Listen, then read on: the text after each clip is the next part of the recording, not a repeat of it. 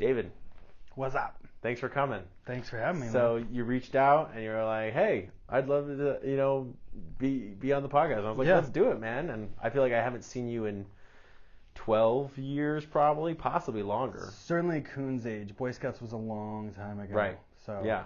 I'm at least 5 years younger than you. yeah, Probably, right? yeah. I'm about to turn 34. So Okay, I'm whatever. 29. Yep, there you go. 5 years. Exactly, 5 years. Yeah. Mhm. Yeah. So Boy Scouts, I actually can't remember a specific memory of the last time I saw you. I just remember being part of Boy Scouts and hiking and trips and stuff. I had a very distinct. I was talking to my girlfriend about this. I had a very distinct memory of you, and I'm not going to get too in the gritty on it. Yeah. But it was informative because you were relaying some of your worldly experience. Okay. And at this time, I was probably 16 and you were 11, or 17 and you were 12, Okay. what have you. And it was very interesting. We were going on a hike, and you still appear very much a kick-ass, badass, workout, very fit guy. But even at that time, you had this persona of like a bit of a wild boy, if Sure. you will, in the best way. But it was interesting because when you're backpacking, you get this like, there's nothing to do. Yeah. Like in true good backpacking form, you don't bring a Game Boy, you don't even bring a frickin' book. Right. Because you're 50 miles away from civilization. You'd have to carry that book the whole way, or whatever the reason. We're young, we don't bring books, it doesn't matter. But you're busy, we're all swapping stories, and your story just kind of like hit in a level where us as boys were all like fascinated and totally entranced. I'm trying to keep it very PG, but it was interesting. Okay. It was interesting. I was like, I don't know if I believe him, but even still, it's like the BS factor was so well done. I was just like, okay, cool, good to know. I feel like I learned a thing. I don't know if it's true, but I learned a thing. So that was one of the many things. I don't have anything bad or whatever. You were just, Sure. If I were to just peg you in general, it was like you were a wild scout in a good way. Yeah. And just high energy, high impact, kicking butt, which is awesome. Hey, thanks. Appreciate it. Yeah. For sure. Yeah. No, I definitely remember I think definitely part of Boy Scouts, there's a mentoring aspect of Boy Scouts where the older boys are showing the younger boys. So that was kind of the dynamic of just remembering like these older figures being there on the hike with us and helping, if we're getting tired or like, 4 more miles, Gosh. I Just love like, that "No!" saying. And nobody understands it unless they were in that situation. But I've said that in work environments where you get people who are tired and you're like, it's okay, man, 4 more miles. And they're like, what, you mean 4 more hours? And it's like, no, 4 more miles. And you have to explain it, which doesn't really work. But that specifically has stuck with me as just a general, like, look, man, just keep going. Yeah. There's no point. You're in it, so just finish it. Yes. So. Yes. Yeah. I miss old Boy Scouts. Yeah. I don't know if honestly, if I had a kid now, or when I have a kid, I don't know if I'd want to put them in the Scout. Oh, really? Mm-hmm. I mean, I know they added girls in, and that was a controversial thing, but I've always like wondered when I was there, like I can see the value in wanting to keep it boys only because there's just gonna be a certain dynamic, there's gonna be a certain like energy happening when it's just boys, and opportunities for very specific male mentorship can happen. Sure. I always remember being a kid like, why aren't the girls here, dude? That'd be sweet, And like. Well, yeah, as young boys with our emotions and our all this other stuff happening, yes, it would be very sweet. However, I do want to say one quick thing though. Yeah. Is I don't recall how long, but for a long, long time, girls were actually allowed into a certain department, if you will, venturing. Yeah, the venture scouting was co-ed. So that's true. That was very much there, and people could do it. One of my sisters did do it, right. And it had its benefits and so on and so forth. So it wasn't that women were excluded.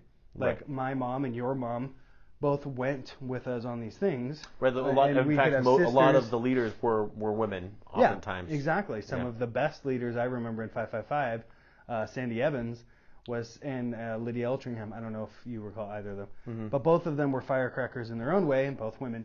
So I wouldn't say that Boy Scouts was like anti-women. It's just there was a decision that was made, and I think it was really because of peer pressure or public pressure, and I don't think that's a wise choice to be making decisions. Like if you're making a decision that affects a lot of people, based on a very small minority like yapping at you, Sure. that does not communicate a good thing. And in a way, that was not the beginning of the end, but that's kind of a general indicator, I would say, for society on the whole.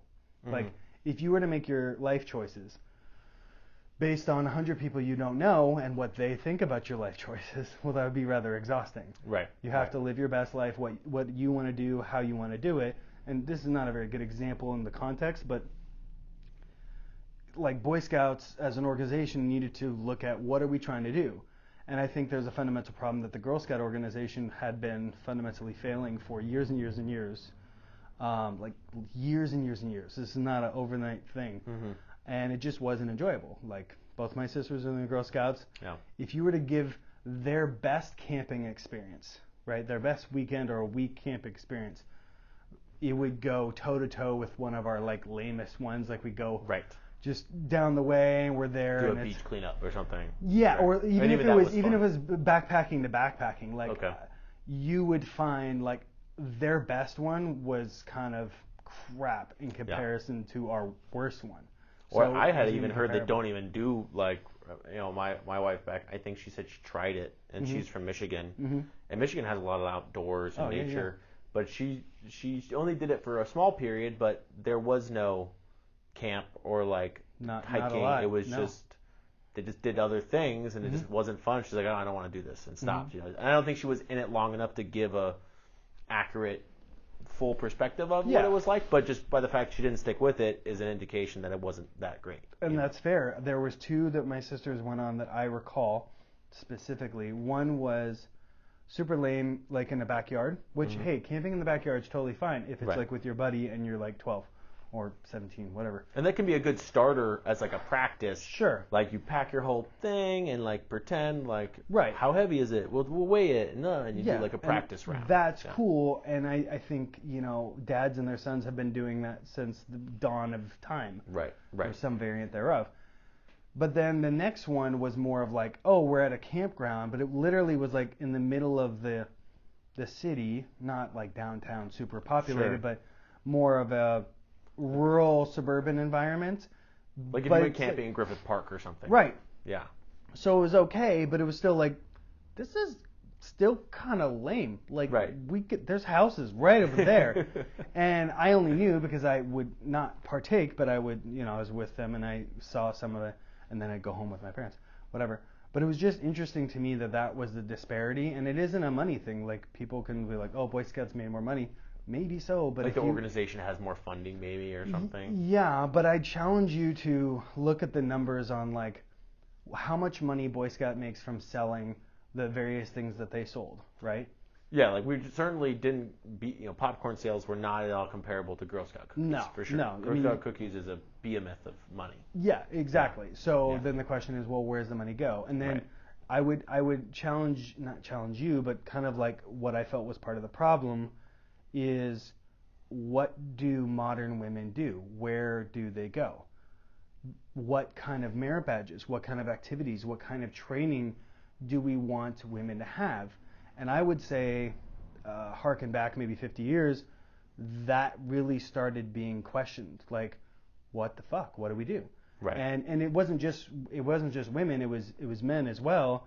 So if we're just talking about those organizations, the Boy Scouts kind of kept rolling on momentum, whereas the Girl Scouts, it was like a cool idea trying to ride the Boy Scout wave, which worked, but then it kept being faced with this, well, what is feminism? What is women? What are girls?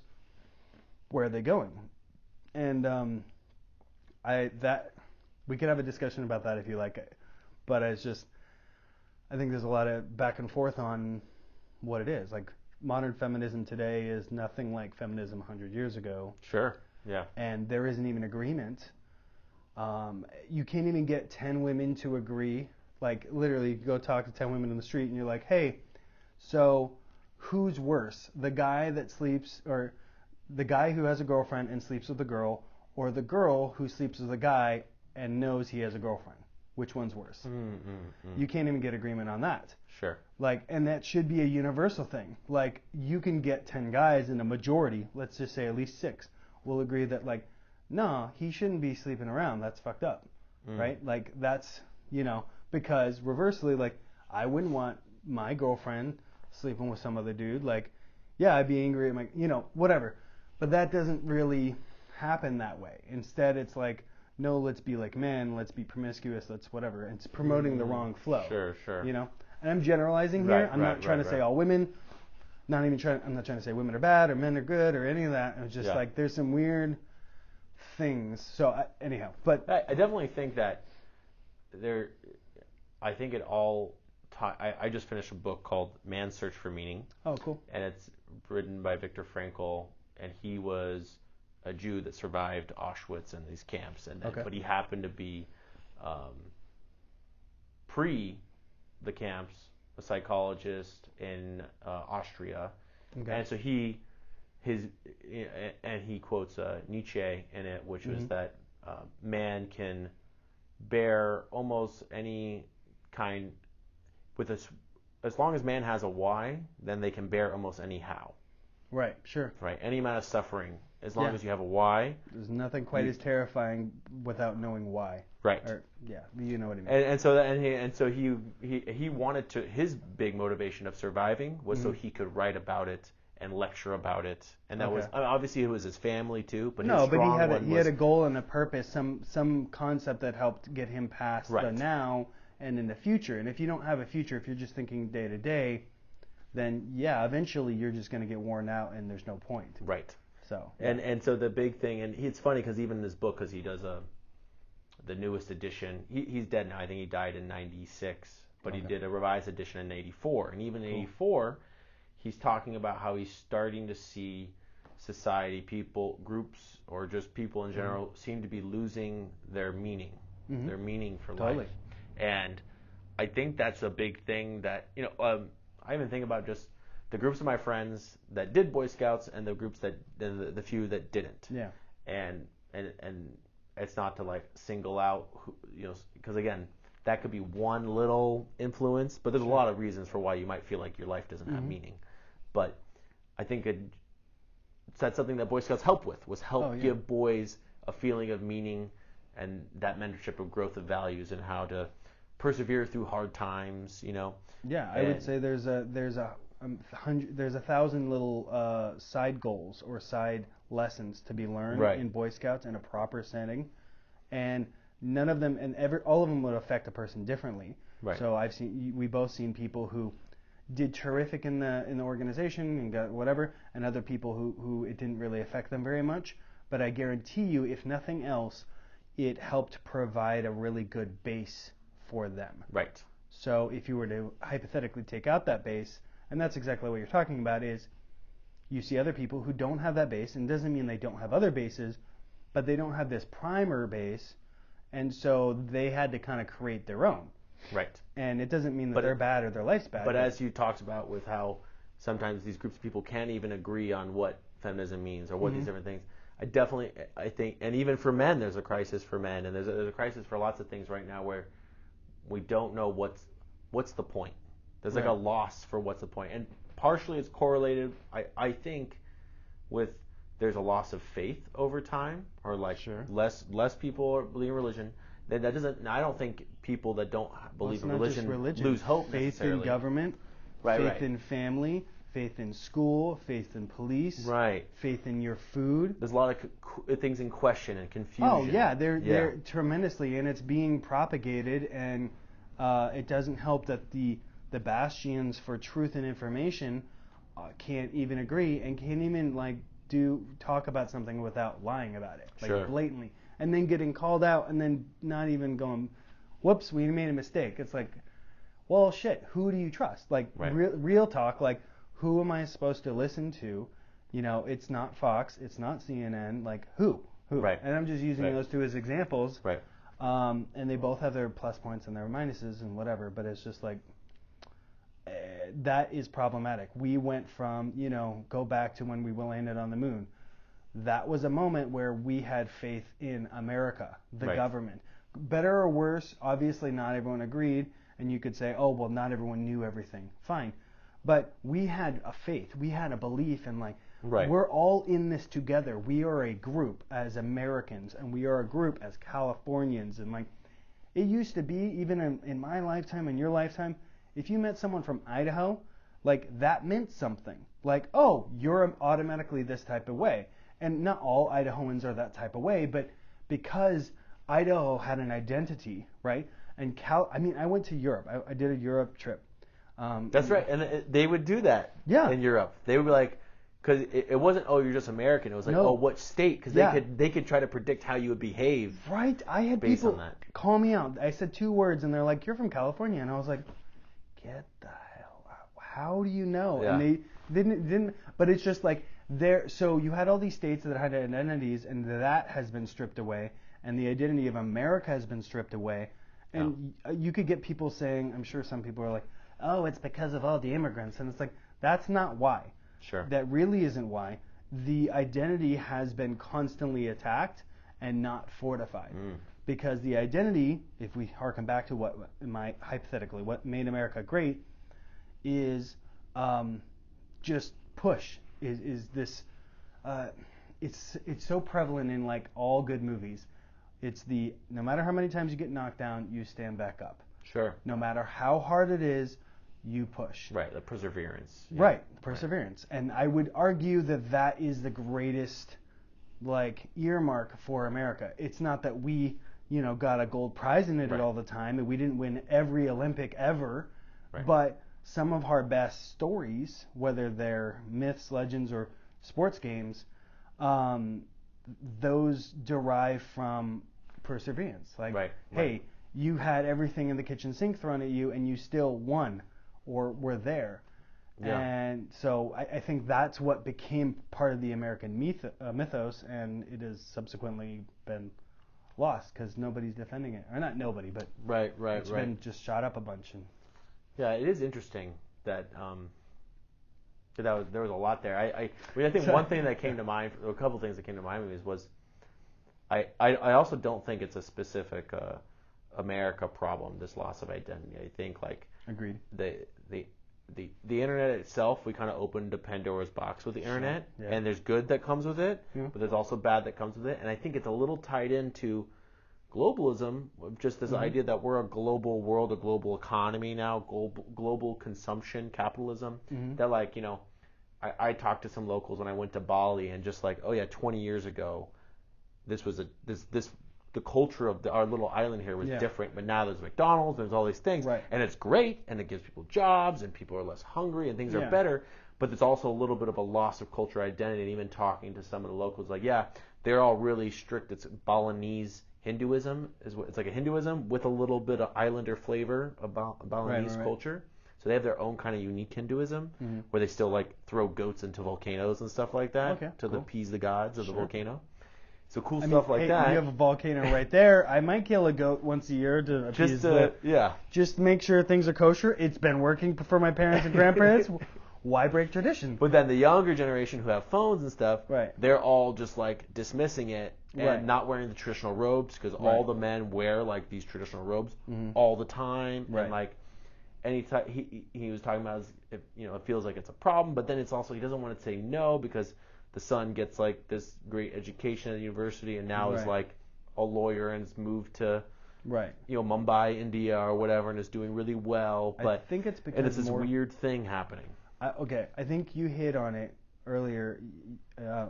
It's the globalization of the world, and it isn't a bad thing. But if you're in a group, like if you have 10 people, and they all wear effectively they're all going to kind of wear certain types of clothes. Somebody might come in with like a weird neon jumpsuit, and everyone, let's just be honest, throughout time, people are gonna like laugh at that person, make fun of them, pressure them, shame them. Yeah, they might even tear it off his whatever. They'll do bad things. But if that person consistently keeps showing up and then does some like amazing feats with his neon jumpsuit, and I'm using it as a ridiculous example, then you might go back later and see, hey, everyone's wearing a neon jumpsuit now. But that's in a group of 10. Now, if you have somebody, and then you have a group of 100, or even 100,000, or 10,000, or 7 billion. Well, if most of the world, I think it's somewhere, let's just say 5 billion people have access to the internet, right? Well, if they have access to the internet, now effectively their group is 5 billion people. Right. So in Bali, it's like, yeah, if the son didn't have access to the internet, he'd be wearing the same clothes, but he wouldn't be a lawyer and wouldn't be doing all these things. So I think the trade-off is good. But then the compromise and what we're forgetting is like, cool, you're part of a greater group, but you have to realize that the world is a huge entity, right? But you have a bunch of small other circles, if you will, of other little groups, okay? Right. And those are equally important. So Right. you need to maintain yourself in those groups as well as contribute to the whole group. Right. Right. Because otherwise, it's not loss of identity. You'll end up becoming lesser of a person. Sure. Because I would challenge anybody to point out to the most fantabulous person, and you can clearly see that they were strong in themselves, which is a group, strong in their family, which is a group, even if their family's fucked up. Like Genghis Khan, he had a wife and raped a lot of other people. And stuff. Right. Right. But his family unit was like strong as fuck. Now, we might ethically say it was bad, morally, yeah, but it was strong. Then his army and his culture, 2 separate groups, totally strong, unquestioning. And then all of Mongolia, boom, totally strong. And then blah, blah, blah. And was he a bad person? Yeah, for many reasons, and we could discuss it. But it's like, that's a person who had strength of will.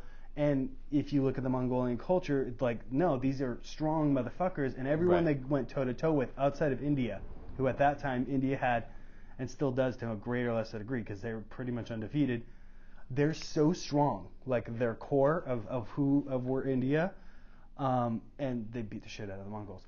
But that's, it was fucking, there's like the one time they beat the shit out of the Mongols, they beat the shit out of Alexander the Great. But so you can...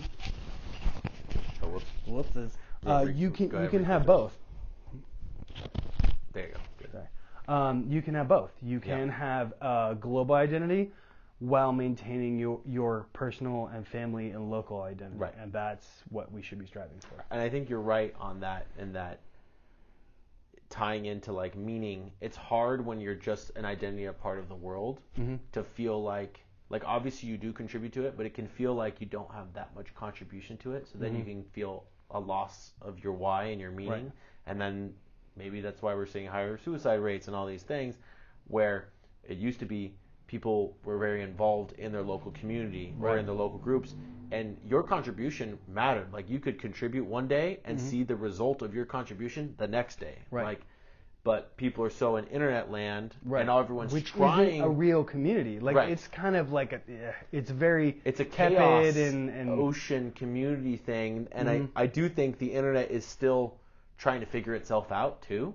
Sure. And but also, and it's weird, like that the neon jumpsuit guy. Yeah. Now the neon jumpsuit guy doesn't necessarily need to find that group of 10 people. No. To do something interesting and gain attention and persuade, essentially convince other people to do neon, because now he can check the 5 billion people online. Oh, and there's another neon jumpsuit guy over here, and now they can connect without trying to contribute something that then gives credence to their neon jumpsuit. But it is also a double-edged sword that you pointed out, which is in a small group like your local community, you are one of 10, meaning just based on numbers, numerically your value is one of 10. Right. It's 10%. So that's a big amount. 10%. And then you go, in a group of 1,000 people, well, now your numerical value is less. And 5 billion, it's significantly less. Right. And then when you're looking at, you go from, and this is a phenomenon that exists a lot for a lot of people, big fish, little pond, and then you go into a bigger pond, and it's like, yeah, you might have been awesome in your pond, but buddy, you're a fucking guppy here. So sorry about the language. Yeah. But yeah, so that's gonna mess people up, and it takes strength of will and perseverance to get past that and remember your roots. Even if you don't agree, like you may not agree with everything your parents said, but there is value. You are who you are because of what they said, what they did, to a greater or lesser extent.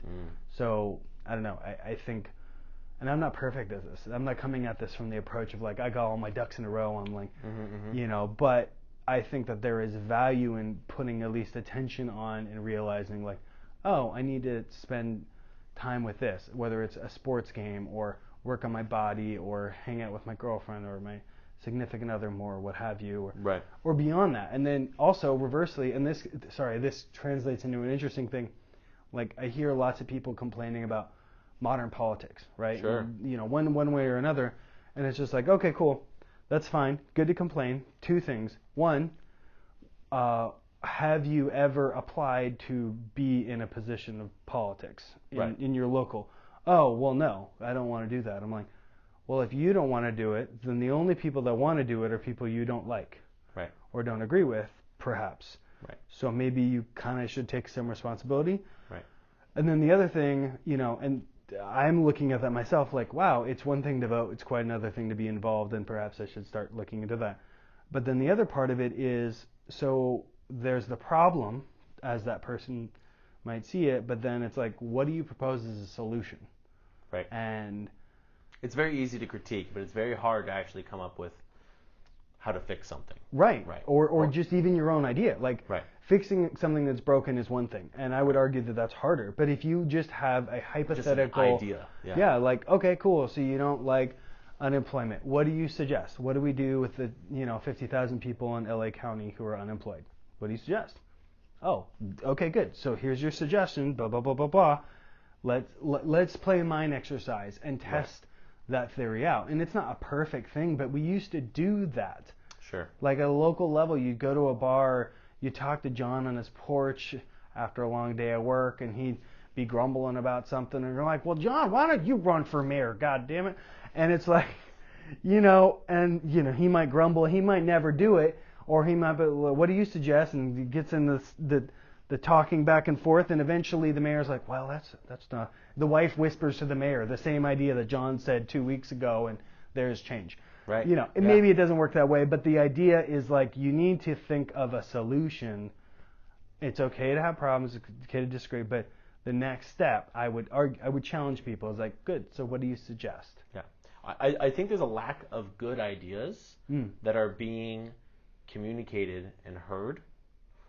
And I think of just I moved to this neighborhood just recently. Mm-hmm. I work for the county, Public Works.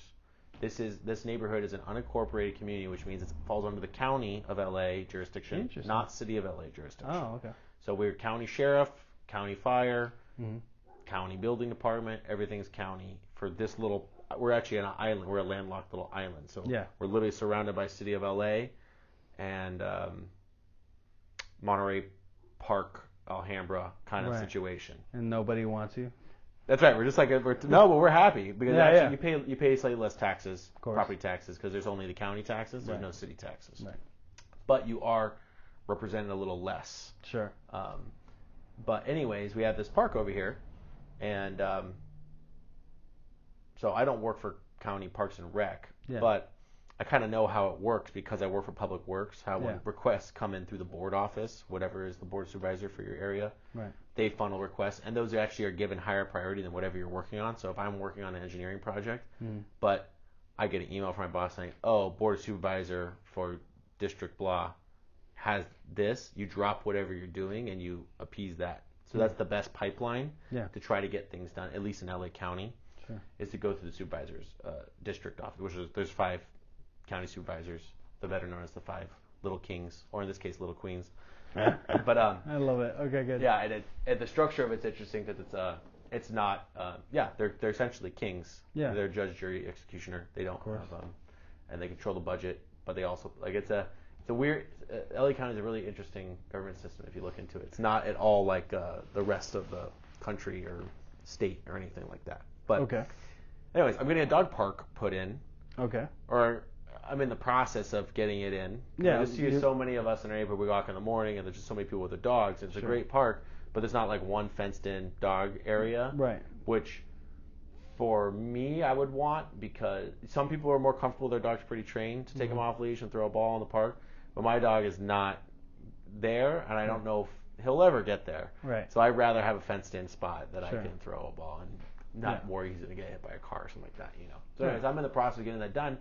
But the park's been there forever and doesn't have one, but it's got a swimming pool, has all these other things. I'm just surprised that no one's done it. And I think it's really just we have so much good distraction these days that even if someone's thought about it, they either think, like you said, we've lost faith in government. They either think that it just can't be done, Right. or no one. You're so busy with. People just say they're so busy all the time, but really you're very busy being distracted by good entertainment. Sure, and which is fine, but which is fine, but then you don't put in the effort Right. to improve your circumstance or your community or whatever. Yeah, it is a combination of those and many other things. Just also, I don't want to say people are stupider, because that's not exactly correct. People have, over the last they've got less educated. Sure. Oh yeah, definitely. I don't think people are as literate today as they were in the past, just in terms of vocabulary and knowledgeable. Like, granted, if you gave Thomas Jefferson an iPhone today, he would be confused as fuck. Right. But you know, and that's actually a very valid point. That the things of knowledgeable importance today are very different than what they were in the past. But I would challenge, like, I would see a 16-year-old in that era, just average, and put him toe-to-toe with most college students in today, and they would floor them. Oh, for sure. And that 16-year-old, like, no formal education, just kind of street smart. You know, maybe he's working in a trade school as a silversmith and blah, blah, blah. He's halfway through his thing. Whatever, that type. You know, it's not like he's great. He might only have bare feet instead of shoes and whatever and roughing it, but I would hire that guy to work for me, and I would expect him to know more than your average college student now. Sure. With 12 years of education and then 4 for college. Right. Yeah. So. It's an interesting conundrum. Yeah, I definitely think the education systems due for an overhaul, or at least. What do you think is the solution for that? Because I have an idea. Yeah. Tell me your idea.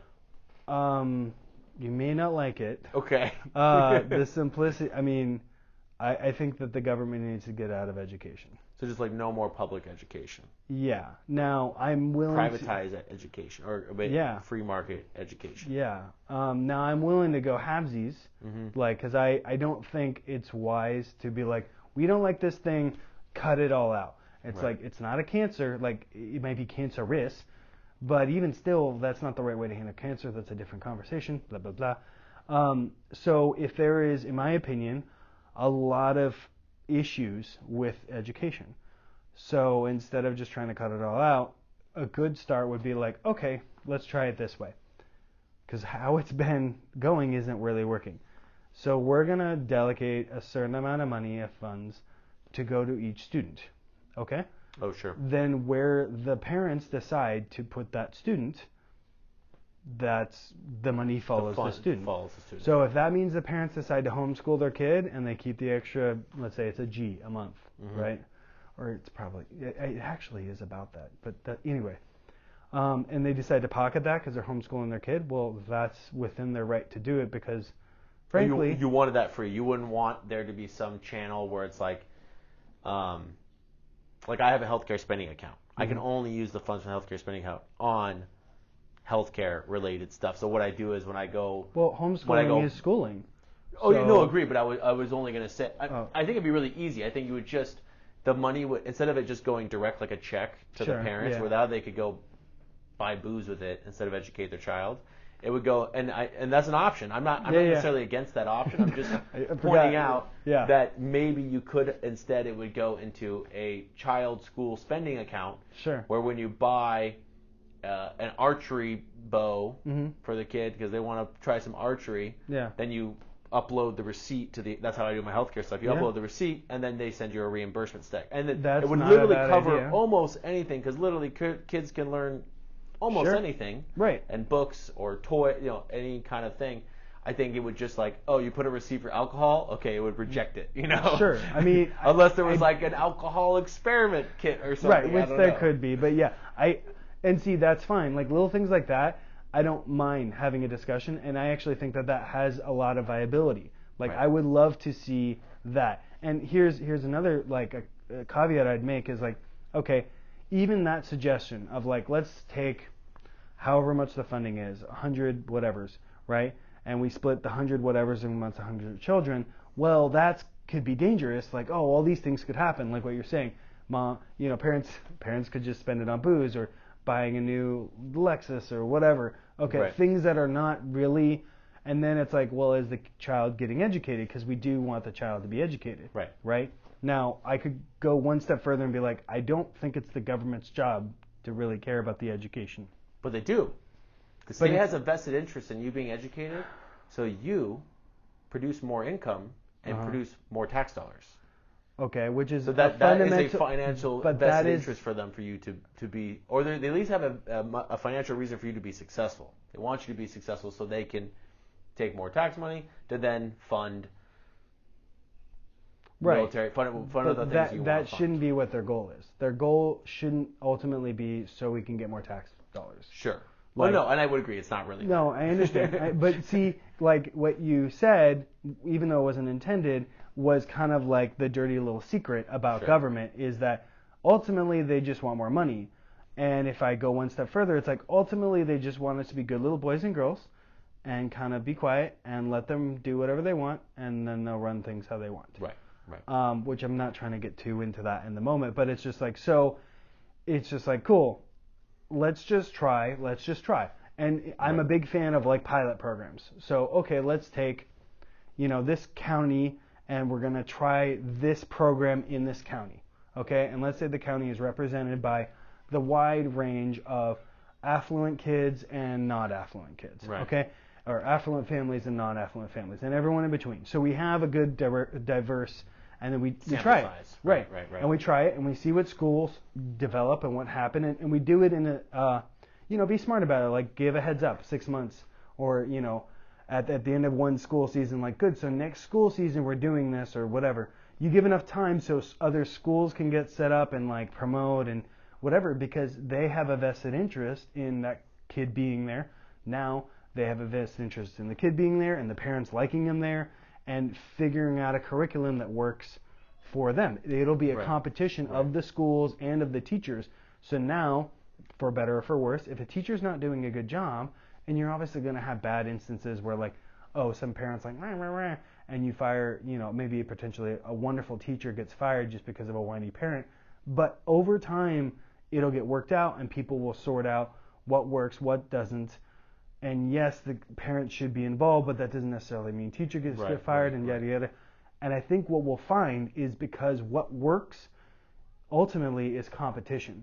Like if you and I decided to like have a real competition of fitness, right? And you're fitter than I am. But if we like went toe to toe, so I would have to catch up with you, and you're trying to stay ahead of me. So so we're constantly pushing each other to best the other person.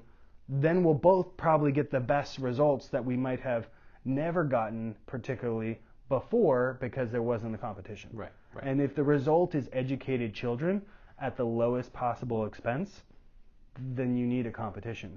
And frankly, how it has been set up for quite some time, there's no competition, quite the opposite. I mean, I'll push back a little, which is I think that there is a current competition system. That's why you see hyper successful individuals and not successful individuals. And individuals or schools? Individuals. So I'm saying. Oh, like students. So one kid goes to a really amazing private school. That's sure. I mean, I think I think that there are instances of public schools where people get great educations through a public school, and it's largely due to what community that public school is in. Okay. And therefore, the additional resources and funding and community like care that public school gets. So like my wife went to the public school district in Ann Arbor. Okay. And Ann Arbor is a wealthy town. They have the University of Michigan there, so the kindergarten and it's all public. She went to public school and she felt like she got a great education, and she, for all intents and purposes that I can see, she's very well read and all that stuff. And she went to completely K through 12 public school, and then went to University of Michigan, which is also a public state university. Okay. Yeah. Great education. Mm-hmm. She's really fine, knowledgeable. But I do feel, this is a long tangent. I think that I think the way it should be, or the way that it currently is that more or less the public school system is kind of a safety net. Sure. To capture people that can't afford a better, higher quality education through private means. Sure. Or I think sometimes even homeschooling could be better, but the problem is both parents are working, so they can't afford to stay home. Other problem I'd love to chat about. Sure. But yeah. Right. Like I don't necessarily think that both parents should be working. You know, It's I definitely not an think ideal scene. it's not great. No, it's not great. Or maybe they are both working, but they're both working 20-hour weeks. You know, Sure. so it's like a half thing. You know, so that way, you know, I think there's economists that back in the day thought, based on the trajectory of productivity that and automation, that we'd be working way less work hours and way more efficient. And the truth was, we are more efficient and we are producing a lot more. Yeah. But the work hours haven't diminished. If anything, they've increased.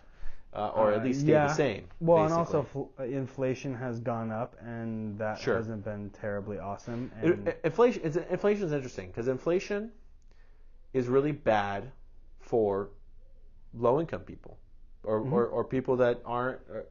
In general, it's bad for workers because it's hard for wages to keep up. I would say it affects the middle class more than low or top. But yeah, I get what you're saying. I feel like it affects low the worst because they tend to not own anything. Sure. And owning things, when I say owning, I mean assets. Yeah. Those usually always keep up or appreciate with inflation. They just increase in value, correlation with inflation. Right. So your assets don't necessarily lose value due to inflation, and just the dollar amount you get for it increases. Yeah. And then what's even better is, because we have a financed system of leveraging through debt to purchase homes. Yeah. Every year that goes by, that mortgage payment hurts a little less because it's locked in for 30 years at $2,000 a month. Yeah. Well, 10 years from now, that $2,000 feels like nothing compared to 10 years ago. Right.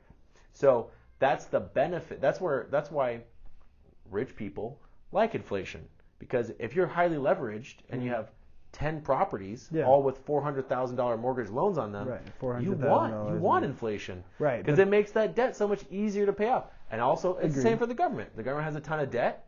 What's the best way for us to pay off this debt? Print more money. Cause inflation over time, and it'll be easier for us to pay off the debt on our balance sheet. And so, which they don't care about doing at all. Now it's the bankers who it's usually it's funny. I don't know. Because I've always thought, well, the bankers wouldn't want it because they're being paid back in less valuable dollars every year that goes by. Yeah. And that's not great for them. But I think...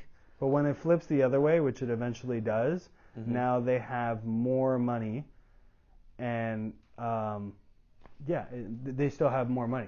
Yeah, the total dollar is still more. I think in general what nobody wants is the spiraling out of control inflation, because that's not manageable. It's impossible to reverse. I think it's called hyperinflation. Hyperinflation. And yeah, you get like with Venezuela, what happened with Russia, what happened with China, Germany for sure. Yeah. We're leading in that direction right now. I mean, you know that we printed, so you have all of the American dollars, all dollars, right, that have ever been printed. Right. Well, it was 20%, right? That was created in 2020. I thought was it was 30%? 30. But either way, it's a lot. It's a huge amount. If it's 20 or 30, either number is just astronomically high. I do think that there's a bit of, I don't know, I talked to my neighbor about this because he's also very alarmed about it. Yeah.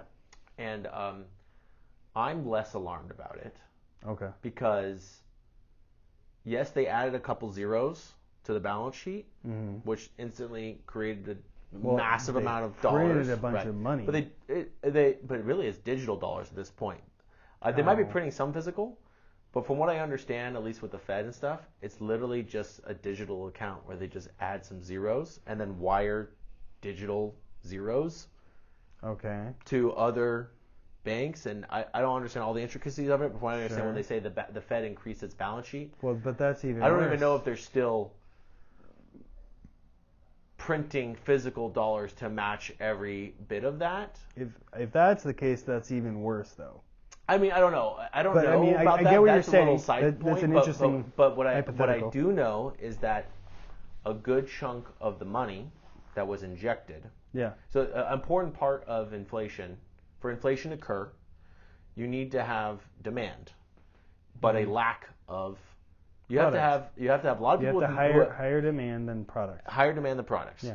Right. And then the problem is when so many people have so much disposable income for products, but there's just not enough product to go around, prices explode up for those things, right? And that's sure. Well, I mean, currently it's people are not allowed to go out, and instead of 50,000 small businesses, you have Walmart, Costco, Amazon. Sure. You have a couple conglomerates that are still open, and most of the country, America, is opening back up. Not Right. sure about the world, but even still, it's like you can't go to all the places the same way, and it's just you still can kind of barely go to the theaters. Like I don't know if you've been recently, but it's just like no one's in there. Right. Well, I think movie theaters were always pretty empty. Like whenever I went to a movie, even pre-pandemic, it was like, oh, there's 5 other people in here. Really? When the heck were you going? I mean, I guess I don't like. I don't stay up late. I don't stay up late, so I go like earlier, like 5 o'clock or whatever. I don't makes go sense. for the 7 to 8 o'clock. Yeah. Okay. ones. Gotcha. Yeah, for sure. But I definitely know for new releases they would still get full. But it just seemed like sometimes like, oh, well, let's just go see a movie. Yeah.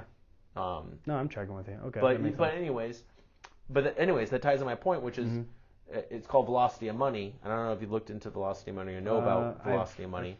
Vaguely familiar with it, but by all means. But what causes a contributing factor to inflation is how much does that $1 change hands before it stops in a savings account? And what is the scale or what is the size of the sphere in the world that it's in? So if it's that $1 that's going around the world, that has less impact, kind of like the 1 in 10 versus 1 in 5 billion example from earlier, versus $1 in a small community of 10,000 people. That dollar has more significance than that $1 going global. So that's a good point.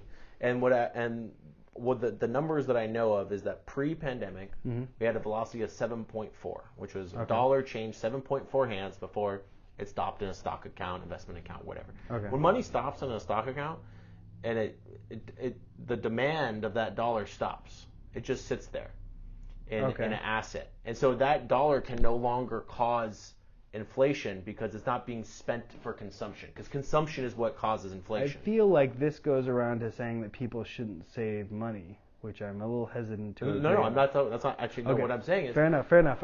Now pandemic happens. No one can go out. Yeah.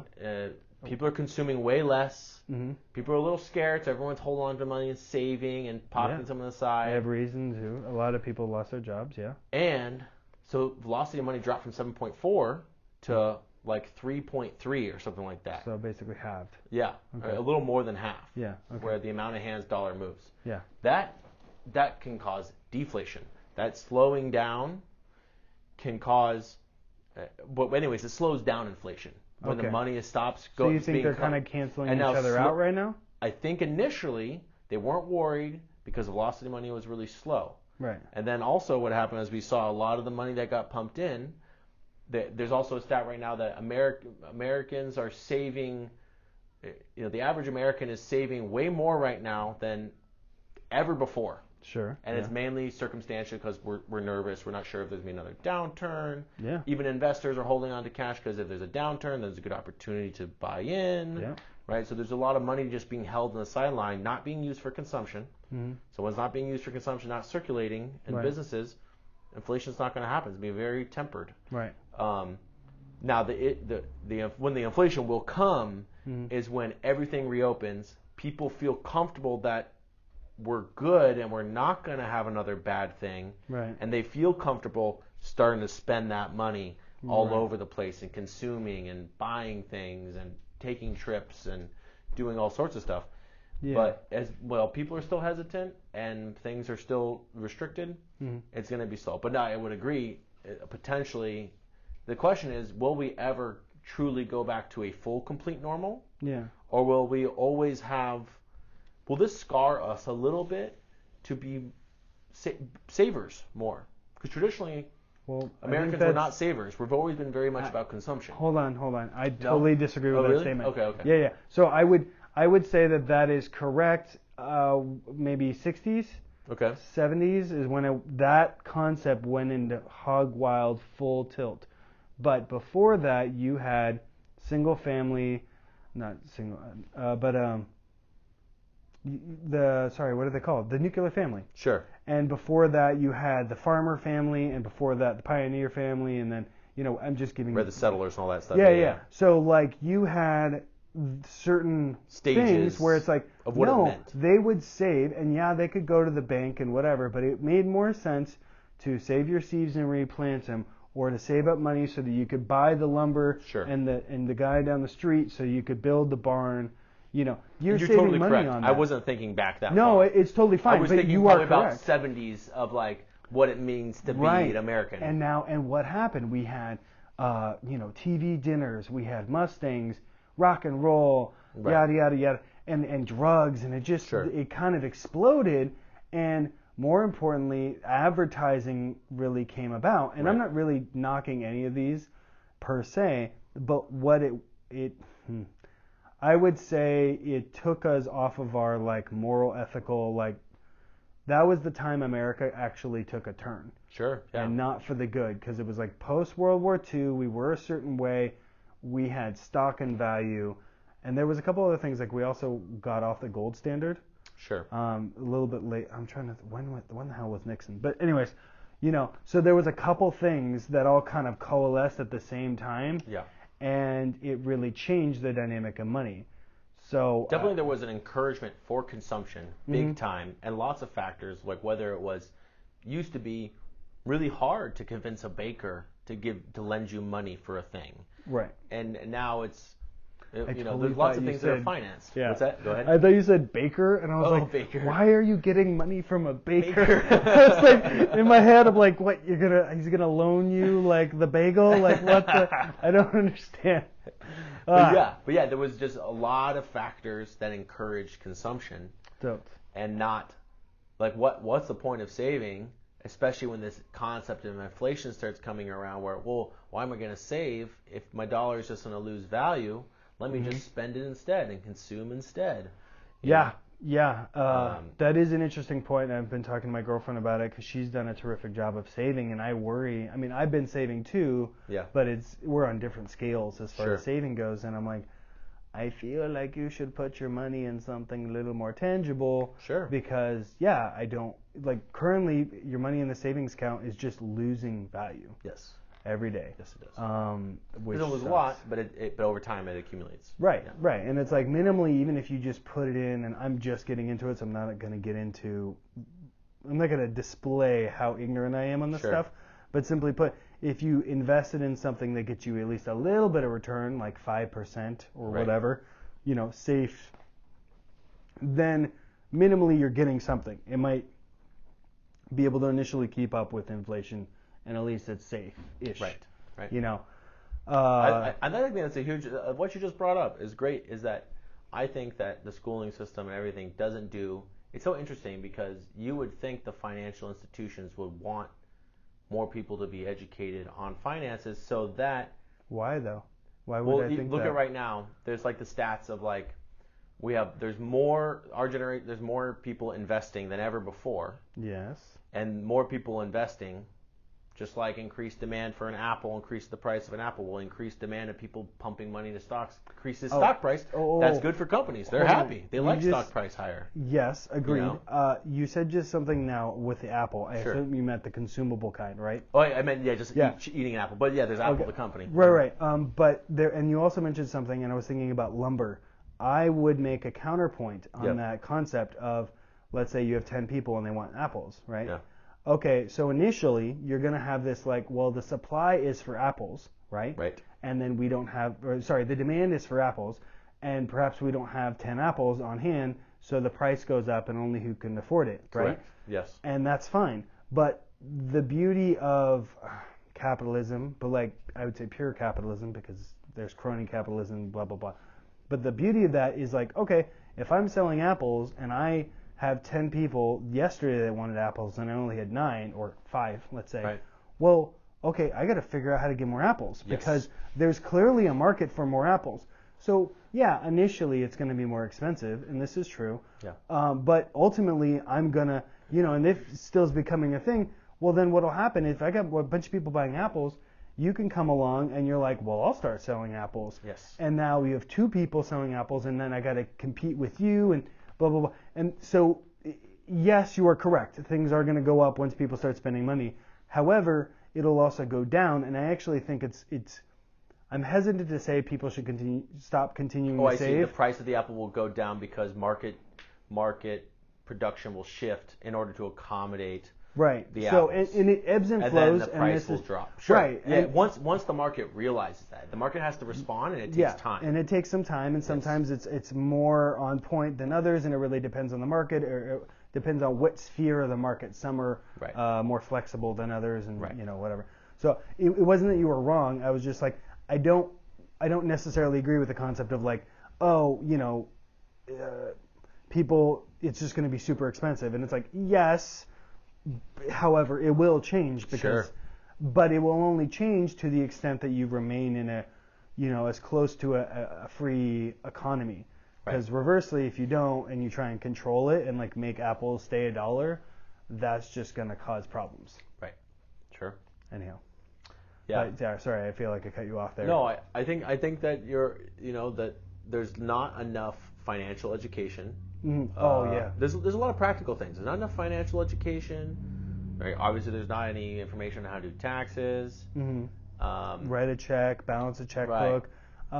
Even basic stuff like proper history of the United States and like base history of the world. And it isn't just rote memorization of the 50 states and all that stuff. Like, you need to understand core concepts of that. Now, here's a question for you, and we may disagree on this. Why do you think that is?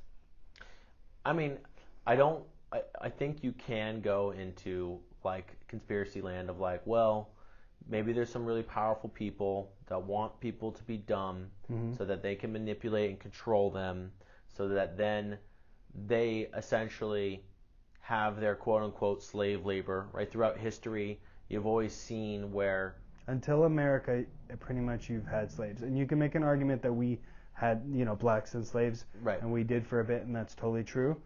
However, in America, sorry, finish your sentence, and then I think that there always has been the case throughout history where there's a group of people that need to be your labor, that need to be very cheap or free, or in order for there to be a strong inequality where there's people with an extraordinary amount of wealth and can be super lavish and rich. Right. There just has to be, and to an extent, capitalism naturally produces that because there's just gonna be some groups of people are highly productive and they get rewarded for being more productive, so they will generally have higher wealth. And then there's going to be some people who are not as productive. Right. They still can maybe do okay. Yeah. But so capitalism naturally creates inequality. Now the question is. Whoa, I don't agree with that, but okay. Well, inequality in the sense of how much wealth you have relative to someone else, right? Like keeping up with the Joneses, right? But capitalism provides equal opportunity. It does not provide equal outcome. So you're talking about equal outcome where we both work an 8-hour day and you make but the if I'm same more exact productive, that I make. I'm going to get paid more. Right. Well, you work a different job than I do and you get paid more than I do. Right. If I have a knowledge about a certain skill that is considered currently more valuable in the current market, I will be compensated more. Yeah. And that so it naturally, right, versus you have socialism where that doesn't, the idea is that outcomes should be equal. So therefore, even if I do something that's considered more valuable, well, we've just thrown markets out. There's nothing, this apple is, we don't know what the value of an apple. Or hey, I could say I'm having, my shoulder hurts and I still get paid even though I didn't work. Sure. Because we're all equal and it doesn't, that's a whole other thing. But yeah. Yeah. And I actually would say, I think there is a problem. I think there's a lot of problems, but I definitely think there's a lot of problems. People don't believe in capitalism anymore, and it's gotten a bad name. Sure. Well, to be fair, what it is now is not what it should have been, and I would say it's not pure. It's definitely not pure. And I would say the problem came about when corporations were allowed to become individuals. Okay. And I don't I know we have a friend who was on your podcast who could probably be like, oh yeah, David, it was this time.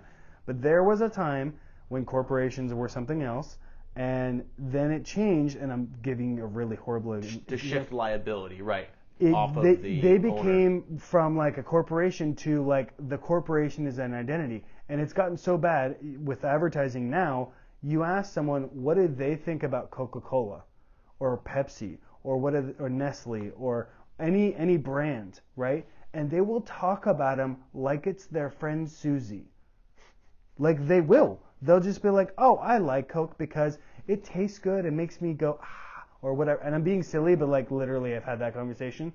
Or, you know, what do you think of this brand? And they're like, you know what? They're really good. Like I like Days Inn, but if I really had a choice, I would definitely go to Hilton. But Days Inn has great beds. Like talking about your buddy Bill and like, you know, he's kind of a pain in the ass, but he's got some good beer in the fridge. Like, this isn't your friend. This is a multi-million or billion-dollar corporation. They are not your friends. They just care about your money. They will not exploit, but they're going to try and get as much of your money as possible to do whatever their goals are. They have very little compunction about lying and very little issue with like breaking law. They go all the way to the pushing the boundary. Pushing the boundaries to make as much money as possible, which I'm not opposed to making money, but we used to know that. Like, we had the Boston Tea Party because the East India Trading Company, I mean, it was so hand in glove with the British government, but they were a horribly corrupt company doing shady ass fucking shit. So we dumped, I didn't, but Americans, later to become Americans, the Bostonians. Bostonians were like, hey, fuck you, and they dumped a bunch of tea and then they burnt, ruined it all. Right. And it's like, okay, that's a realization that, hey, this company is like an asshole and we're going to attack them. But there was a time in American history where corporations were suddenly allowed to kind of do it. So a good example would be like Enron. Now, that was the power grid corruption, right? Where they were purposely misdistributing power in order to create power surges so they could charge higher rates. At the tail end of Enron, that's what they were doing. Right. But all the way leading up to that, they consistently did shadier and shadier, and like they would do stuff where, for instance, they'd sign let's say a $10 billion deal, right? Or $10 million, whatever. They'd sign some $10 million deal, right? But it's over 10 years. But they would include that the $10 million would be for this year. So they were pumping their numbers to make them look like, so then people keep investing and it looks like. Oh, to make the stock look more attractive. Yeah, I see. I'm just giving, Sure. I mean, so they did all sorts of shit. Like that thing you just said, what they were doing in California, it took years for that to get like handled, and even still, handled isn't the right word, right? Because they just got booted out of that contract of the power grid. But the homeowner still had to pay for those expensive electric bills. And the surges that they forced, blah blah blah. Right. And so it's just like, okay, how come when they eventually got kaput, you take like, I don't know, the top 10 guys, one of them went to prison. Right. Right. And arguably that was a few instances where like, oh wow, some of you actually got penalized.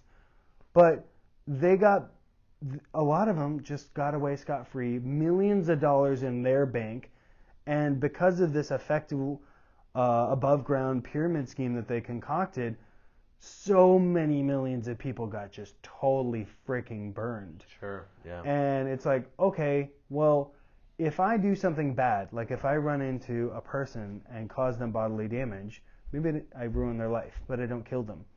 Well, I'm going to jail. Like, I'm definitely going to jail.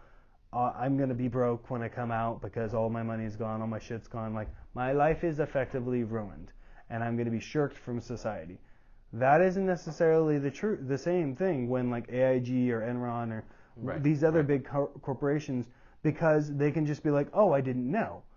And it's like, well, you're in charge of the thing. Right. Like, sorry, it was kind of a long ramble. And I get your point, but I do, and so maybe what you're saying is it's not pure capitalism if there is such a thing as corporations that are separate entities. Yeah, when they are an entity as opposed to protect the liability of the owners who run that company so that they don't go to prison. Mm-hmm. And I would agree that's a major flaw. And again, so yeah, basically, I agree free market can be very powerful and for good, but what I would, just like issues like that and issues where it naturally leads to big inequality outcome where you have an Amazon or you have a situation like that's just one example where one just becomes so dominant as a force. Right. There can't be any competition like monopolies, right? And then you can, what do you do? Do you have interfere and break them up so that mom and pops can start to compete again? Again, I think capitalism has a challenge without being unchecked, or at least the end limits are you could say tampered with or dampened. Mm. But any kind of free market person is going to disagree. And maybe it's because I've never seen it otherwise. So I just think, well, this is the way it is, and it works pretty good. But then people will say, well, we kind of had free market in the early 1900s, and we boomed. But then we also had these giant, scary monopolies and worker towns, and this is what Arthur talked about, right? Yeah. What I would argue, my opinion is, I'm kind of loath to say it, but it's like the government needs to step away a little bit, not entirely, and let kind of the little kids fight it out. Because, okay, here's an example, bad analogy, but if you have a bully, right, who's bullying the kids in the schoolyard, you as an adult can step in and be like, bad bully, not allowed to do that. Okay, here's a new rule, bullies can't do blah. People can't do blah, right? Sure. And you can't fight over the ball. Everyone gets it for 5 minutes or whatever. Or the bully gets a timeout. They don't get to play the game for 10 minutes or whatever. Right. Okay, but it doesn't really solve the problem because then the bully's just going to do it again and again and again and like whatever. So, or you can step away and let the kids figure out a solution to this problem. You don't give the bully extra resources. You don't, everyone gets 5 minutes with the ball. No. You let the kids figure out a solution. Now, granted, they may not always get it right, and it might take them a while, but it could, eventually confront the bully, beat him up, and then they later become friends, or they defeat the bully, and the bully goes to a different school because he cries to mom, and mom's a little Karen, and she leaves. Whatever. So how that would work is, like in the tech industry, you have Google, Facebook, and YouTube are like so omnipresent in that sphere, and it isn't that there isn't competition, but as we saw with like Parler recently, where Parler got up and running, and Amazon, but they're different, they're kind of consumer based. But anyways, Parler came up, and then Amazon was basically helping, Facebook and Parler, and Facebook, basically Amazon's like, we're not going to service you anymore, Parler, and just totally fucked them over. Because Facebook threatened their contract or something. Well, I don't even know what Facebook did, because that's what I was going to say. Is like Facebook did blah, and I was like, I don't know if that's true. I assume that's true because I assume Facebook would do.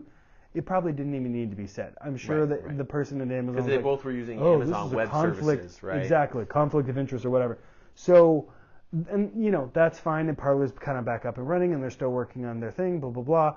But to me, that's the solution, because Facebook's great for certain things, but the Facebook of today is not what it was 5 years ago. Sure. So, and I would like the 5 years ago version. So somebody's eventually going to figure out how to capture people like me, and eventually, like going from MySpace to Facebook, we'll go from Facebook to something else. Sure. And similarly with Google, like sometimes I'll use Google for certain like mainstreamy things that I don't really care. Yeah. And then for other things that I care and want to get a little more in the weeds, I'll use a different one like DuckDuckGo, which has its own flaws, but I'll use that just to get an alternate perspective, because I know because it gives Google, you different search results, right? Yeah. Okay. And a good example is like I typed in Biden's speech, and this is a YouTube thing. Okay. Biden's speech. Every single one was like a certain left-leaning outlet's version of his speech.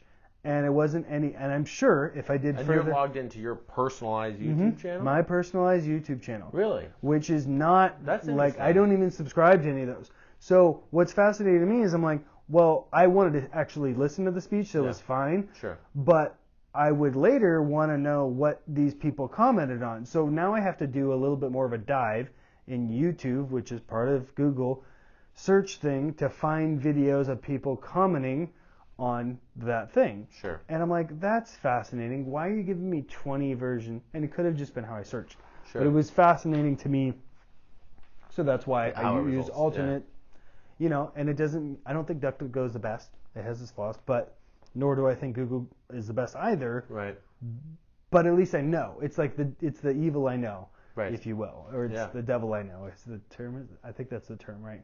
The devil you know is better than the one you don't, or something like that. Okay. I don't know this term, but yeah. Yeah. Well, the concept is like, or know thy enemy, or God, there's a couple other. But the idea is have your that's what it is, or that's one of those. Have your enemies closer. Yeah. Have your friends close, enemies closer. Exactly. Sure. Yeah. So it's just you got to know who it is that you're dealing with, so you can work with them. But yeah, it's an interesting situation. I was telling Anna that and talking about all these topics, that I do think that the internet is like a bit of a chaotic capitalist. It's like a Wild West, right? Oh yeah, now, for sure. You know? And I think that. Well, I was telling her, I think, again, the school system can have a huge overhaul, and I really think that aside from the importance of interaction with kids and the social dynamics of being in person and playing tag and things like that, right? That Which the you internet can get can be outside a huge of school, resource. by the way. Right, through That clubs doesn't have to and be YMCA, all sorts of things. It doesn't have to be government authorized whatever. So Sure. you can have mom groups who are like, hey, let's go out all 50 of our kids and go to a cool school, park or what. There are always solutions. There have always been solutions. Right. Like, You were homeschooled, right? In large part, yeah. But Okay. I have gone to public, I have gone to private, I have gone to charter, and I have done homeschool. And they all have their pros and their cons. I would say my least favorite, but second highest amount was in public school. And it wasn't that it was bad. It was just like. Was this high school? What? No, it was younger. So I did a little bit of elementary and then middle. I think I did 2 weeks of high school. Mm-hmm. And that was fucking weird because I came in mid-year or something like that, and they're like, "This is what we're studying," and I'm like, I have no idea. I was just totally I don't know what the hell's going on. This is so weird.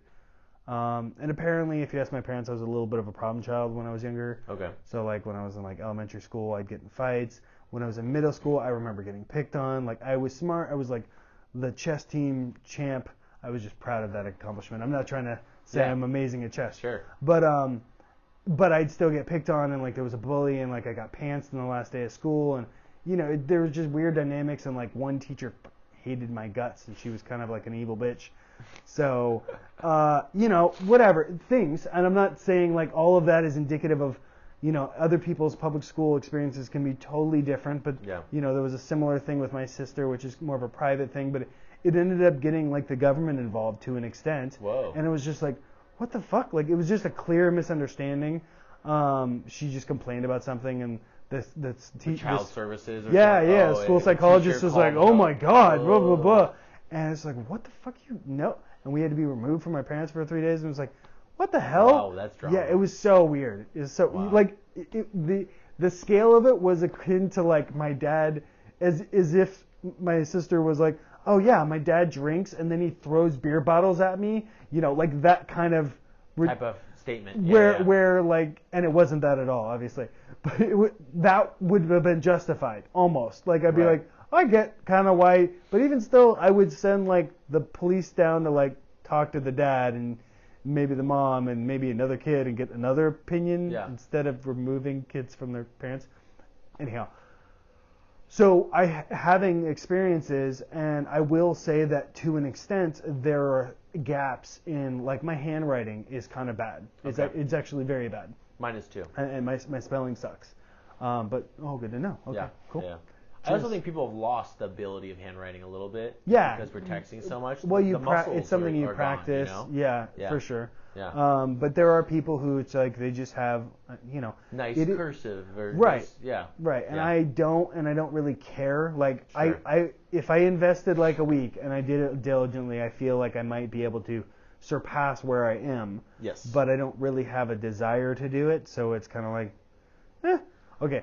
Maybe to do later. But anyhow, so I would say there are a couple things, but reversely, I was fortunate that my parents, despite being, middle class, some could say upper middle class, but I don't, I would say if you balance it out, we were solidly middle class. Sure. I think middle class is also relative to Like you could say we're in Los Angeles. Well, cost of living is a lot higher here. Right. So what might seem like, oh, based off your incomes and the value of your house, you're upper middle class. blah, blah. Like, well, no, we're in LA. Everything's really expensive. We're more just like general middle class. Right. Exactly. So, but to an extent, they afforded me the opportunity to do Boy Scouts. I did ballet for a while. I did other dance classes and sports. Like I played soccer a lot. I got to try. The only sport they didn't let me play was football, which was an interesting. Yeah. I used to regret it, and then I had a nice chat with him about it, and it's like, oh yeah, no, I probably would have been really good at football, but I also probably would have jacked myself up, and just because I can be kind of whatever. So it was a good call. But yeah, so they afforded me those opportunities. And they did it very cheaply. Like with ballet, parts of it is really expensive. So my parents would volunteer some of their time to help mitigate some of the cost of me doing that. And then in Boy Scouts, it's like they pushed really hard for me to sell Boy Scout stuff. So pretty much, I don't want to say all, but a majority of the Boy Scout related stuff that I went on were paid for by what I sold. Right, because the Boy Scout, you get a cut of all your sales. Yeah, exactly. And it isn't to say all of it. I'm not trying to infer I paid for everything. Yeah. But it's just like that was part of the deal. So yeah. Anyways, homeschooling was interesting because it was very much, at least in my universe, it was kind of anarchy because both my parents worked. So it's like, cool, study as you will. And we tried charter, which was more like certain doing things, and then there was even a time where we did, I don't know exactly what it's called, but it was kind of this weird amalgamation where it wasn't quite a charter, but it was back in the old school day where you're going once or twice a week to one person's house and a bunch of other kids, and I see. You have kind a study, like a group homeschool type of thing. Yeah. And you go and you're supposed to write up stuff and. One of the parents is kind of running it. Right. And in a way, I actually loved that, and it afforded me this wonderful opportunity later, and that was amazing because of the quality of the things that we were reading. Yeah. And then the discussion afterwards, and then the debate. Right. And those are things that I really didn't get much. Like you get a little bit in public school, I suppose, but it was. Well, it's that class student ratio that's so important. Well, I think, for sure. And like you were saying, that small group, it's perfect. Like 10 kids to one. Yeah. That's probably really ideal. That's manageable. Yeah, exactly. When you get beyond that, it gets a little harder, and you get less personal. Right. And she wasn't even especially a good quieter teacher. kids, a quieter kid who maybe has thoughtful, but they're a little nervous, and there's already 10 other more rambunctious kids talking over each other. Sure. That quiet kid's not going to say anything. Right. And then they'll never get their idea challenged. Mm-hmm. So they'll never have to work their critical thinking skills to defend their idea or, See, that's rework. another thing. Let's go back to this original. The start of this thread, which is like the money following the kid, right? Mm-hmm. So let's say you have a 10-to-1 ratio. Well, let's just say it's $1,000 a month, and you have a parent, and she does maybe a little qualification of yes, this is what I'm doing, and reports to someone in the government. I'm not okay with that, but let's just say, okay? Let's say we met halfway and we did that. Yeah. Right? Well, now she's hypothetically making 10 G's a month, and she's expecting results. Right. And all she's got to do is teach these 10 kids. Right.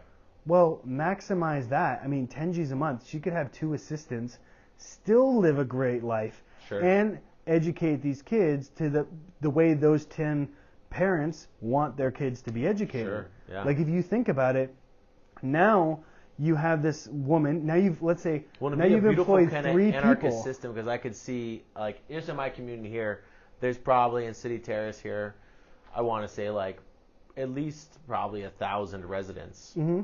Probably about 1,000 residents in our little community here. Right. But there's probably a ton of people itching to have that role, moms. so they could all kind of compete. And I could try out my kid with Mom A down the block there, mm-hmm. and then the kid's that wasn't so. And then we tried Mom B, and then Mom B's awesome. Mm-hmm. Now Mom B can even charge a little more if she wants, if everyone wants to get in her slot or whatever. So now you have. Let's take that. Now you have 1,000 residents, right? Yeah. Let's say 1,000 kids. Well, now you've employed, let's say, 100 people to be teachers, right?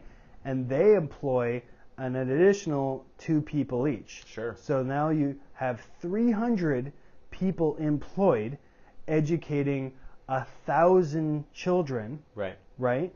So that's even better than 10 to 1. Right. That's Right. 10 to 3. Right. Those are great odds for 3 adults to be able to manage 10 kids. And everyone's making decent money, all things considered. And the parent is now, I mean, you're still going to get parents that are just like, oh, whatever, I don't care. But you're also going to get parents who are just like, oh, no, this is great. Now I can be involved or whatever. Yeah. Or you could figure out any number of systems. But it's just like, why haven't we even tried that? Sure. Like, let's just try, like a small place, like here. Right. Like, right. okay, guys, just try out a system. Let's see how it works. I think that's great, and I think that communities could like band together, and I think they can technically do that right now to some extent, other than the fact that there are some problems with like accreditation, and if you want to go to a university and you didn't graduate from an accredited high school, then you might get rejected by it. So there are some like but we're having trouble of the system or whatever. We're having trouble. I mean, college is a whole other thing, which I am not a huge. I'm all for people getting smarter and going to higher education. I just am a little hesitant to blankly state that all college is higher educated. I'm not attacking college graduates. I'm just like, yeah. But yeah, I mean, that is a problem that we could solve later, though, too. I teach, circus to kids and stuff like that. Sweet. And I definitely have a few moms that we do more daytime lessons with this group of kids, and they're all like kind of doing a similar thing that you described, where like it's like 5 or 10 of them, and they're technically homeschooled, but it's kind of like these 2 moms kind of take shifts, like doing one mom does it one week, the other mom does it the other week. Right. The other mom prepares during the one week, so that they each have something always prepared. And it prepared. gives the moms time to have a break, and they can be, they don't have to always be on which being always on with kids is like, it's hard. Yeah. It's exhausting. Kids are exhausting in the best way, but like it's still whatever. Yeah. Right. So and they're pulling it off and doing fine, and I think that there is a future. I think that we have kind of a chaotic system that exists, and you can do those things. I think it just takes your kind of energy, our energy, to it just takes people's energy to get something going. And I think the big problem right now, and for most people in most communities, is that everyone's so downtrodden and struggling to try to keep up with their paycheck and bills and blah, that they have no creative energy left, and they're just distracted all the time, and they'd rather just relax on the couch and watch this TV show or whatever. Right. And then now people are not putting as much effort into enriching themselves and their community, think that they can't, or they think that there's some barrier of why they can't do this when. Right. Even though they could easily find out. Like, the internet is a thing. Most people have access to it. Like, you could find these things out. Right. But you could also go and see your latest Twitter thing, or what's on Instagram or TikTok or what have you. And I think your point is that, well, all the funding that's being spent on this, because let's be real, a lot of the education system, a lot of it's spent on like administrative bloat and not spent on actual teachers and their resources to teach. Right. And that's a big, so it's really, we're just talking allocation of funds here, and we're saying we can cut, I think the one thing that we think we agree on that the government is good at is that it can wasting money. It can cut it. It's really good at giving money. Sure. Directly. Like, we can stop with the stimulus thing. They're like, how hard was it for, within a day, something, I forget what it was, the law got passed, and it was like 3 days later, money showed up in my bank account. It was that fast. And for some people, maybe there was a delay because they hadn't done their taxes they don't have or a something, bank account, or whatever. Bullshit, yeah. But if you've done your taxes and you did it and you paid paid through your bank account, that money showed up real quick. Yep. And there's very little administration required other than some like one dude be like, cool, where are all the accounts? Right. Cool, income is below this threshold, computer program, boom, and it just goes. There's one dude that clicked the enter button and it went, Totally. That there was a lot of reasons for where maybe we could cut out a lot of there's kind of like these old institutional systems that maybe were for education system for lots of our government that were, created pre-internet, and those workflows have not been made more efficient through software where you could eliminate a lot of employees. Now, those are real people with real jobs, with real government pensions. There's a reason they picked that job. They picked it for job security, right? Because I think a lot of people, I work for the county, and I see my other engineer friends who graduated from college go on to work in the private sector, and I do feel like their work is more fulfilling than my work, and I can get jealous by that. They're also getting paid more than me in the private sector, but they're also working more hours. They're expected to work like 60, 70 hours. Mine's just 40 hours. It's a lot more competitive, no offense. And they also can be fired pretty much at a moment's notice for a bad week. So they're producing more in order to hedge the security of their job. Precisely. Whereas with you, and you have basically a lot more security and stability. Correct me if I'm wrong. Harder to fire me. Harder to fire you. Very hard to fire me. I would actually argue it's also harder to get hired. Yes. In a weird way because there's no in and out happening. Right. You have, and I think I actually might have met a coworker of yours, a married guy. I'm trying to remember his name. Was he up in Palmdale today? I don't know. Or Little Rock? Okay. Well, we can talk about it later. There's a Palmdale office we have up there. Yeah, I think there was a guy, because are you like one of the only two guys in your little sphere that are young, and everyone else is kind of old, will retire in like 5 years? No. There's a lot of young people now, but there was a long hiring freeze, and it wasn't until 2013 that they started slowly rehiring. Oh, okay. Yeah, and I was the 2014 wave. But he was talking about how in his thing, him and another guy, the only young people there, and everyone else is like the older, and they got like maybe 5 years, and then I'm like, well, I'm gonna take my $250K retirement a year now, or whatever it is. Yes. That's another. Yeah. So, but you're exactly right. Government's very good at spending money, and I could go on forever about that particular issue. But if we take a problem that I think everyone can agree on, which is like educating children, and we're like, okay, cool, what do we want? What do we actually want? We want smarter children. We want our children to be more educated because it benefits everyone. Right. That's like a justification for why is everyone paying for it? Because you as an individual, you want the person across from you to be smarter. Right. Because it will make you smarter, the community smarter, it also increases your chances for more Elon Musks to appear. Exactly. So everyone benefits. Everything benefits. So it's one of those few things that I think like that and roads. I'm like, no, we should all be contributing to it. I would prefer if it was optional, honestly, but I also understand it being mandatory. But here's the thing. Then we should be figuring out the best solution for schools. Right. And no offense to the government, but all of the offense intended really is they're not very good at that. So it kind of needs to be removed a little bit and like, I'm hesitant to, again, middle ground. Like, let's not take it away from them, but it's like, look, we're going to kind of make it a little bit more that people have control over this and less you. And that's a good solution, I think, which is like, no, let's make it so the money follows the student. Because it is for the students. It's not for the taxpayers and any of this other stuff.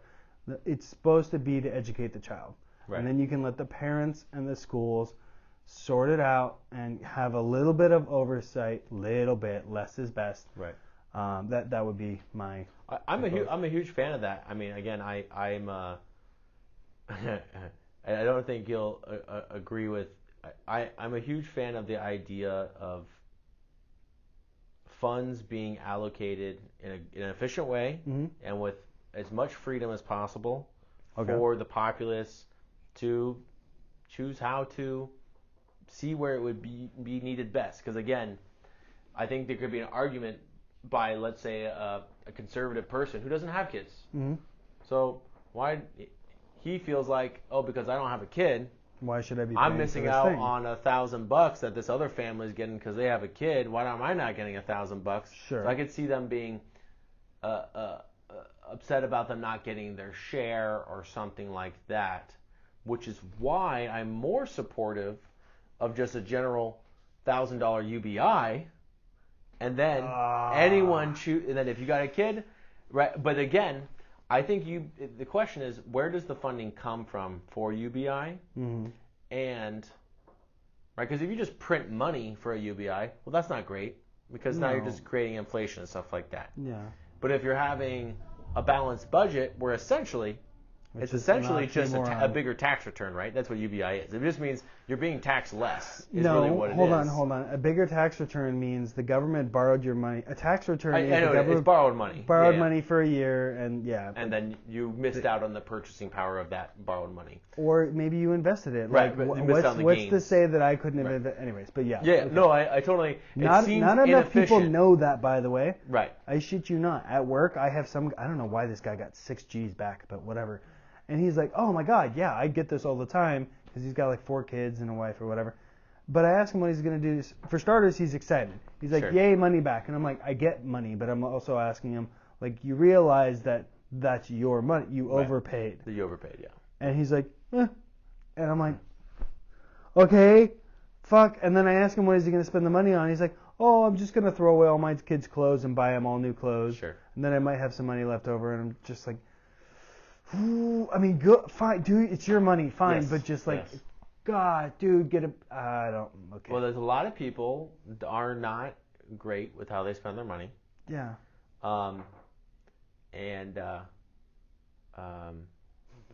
They figure it out eventually, or they don't. Or they don't. I mean, my dad's buying his first house. Good for him. That's awesome. He's 67. Okay. And he's never. Or he hasn't done it yet, but they're trying to pull it off. And he's and even to this day he's funny because he's just like, and I actually understand his concern because now he's like, well, maybe it's a bad idea. I'm getting this 30-year mortgage and I'm going to die soon. I don't know if I'm going to be able to pay this off. Well, yeah, I mean, it's a bit of a misnomer. You're not going to pay it off. You're not going to pay it off. I'll have it. I'll figure out what to do with it. It'll probably go up in value, and then I'll sell it or whatever. Right. But he was a little nervous. That is really adorable. By the way, I was like, Dad. I also said, Dad, look. The great thing is, as you get older, there's not going to be some landlord that's going to try to increase the rent on you because that's locked in. Yeah. That is your rent now, and it can't change for 30 years. Yeah. So if you make it to 100, you're still going to be paying the same amount. Right. So I had to really coax him into it because he was starting to get like cold feet. About it because he just wasn't about owning house wholly. This hippie dude and just was wild and frivolous. What I recall of him, he was a very free-spirited individual in the best way. And I think hippie hits him correctly in a good way, not the like cartoony Hollywood hippie, but like the legit down-to-earth. He's just a wild man. Yeah. He was a wild man, and he wasn't great with money. He didn't know. He just got it, and then you had a good time with it. Yeah. And that's great. So I didn't learn any money values from him, but I certainly learned how to have fun and be adventurous. And he's very youthful. He's 67 and he doesn't look it at all. Right. And I think that youthful energy has helped keep his relatively healthy. He doesn't eat great, but it's fine. Ebbs and flows, man. Yeah. We're not all perfect. So but I get what you're saying. Shoot, what were we talking about before? Spending money, Dad. Well, the inefficiency of UBI, right? Yeah. Is that it's kind of like this weird backwards thing where you could just be like, well, why don't you just get taxed less, and then you get to keep the money, Right. Well, it also But UBI is a little bit of a redistribution, is the idea, to help. I would say it's a reallocation. Reallocation. Because a lot of the people who are getting it, they didn't put in $1,000. Sure. I mean, not all, but a lot of people who are getting $1,000. If it's $1,000 a month, it's $12,000, right? So you're saying they didn't necessarily put in $12,000 in taxes, right? And that's what I mean by redistribution. It's a redistribution that the higher, richer people that put in more, they'll still get their UBI back to remind them you get it too. It's fair. Everyone gets it. Sure. But for sure, they've contributed way more to the pot than this person did. Mm-hmm. This person may have contributed very little, or maybe even nothing, depending on what you set the tax bracket of. Right. But they're getting that back. So that's the redistribution. And I know that you probably don't agree with that. I think that can be how you say minimize the government intervention in the free market, right? Mm-hmm.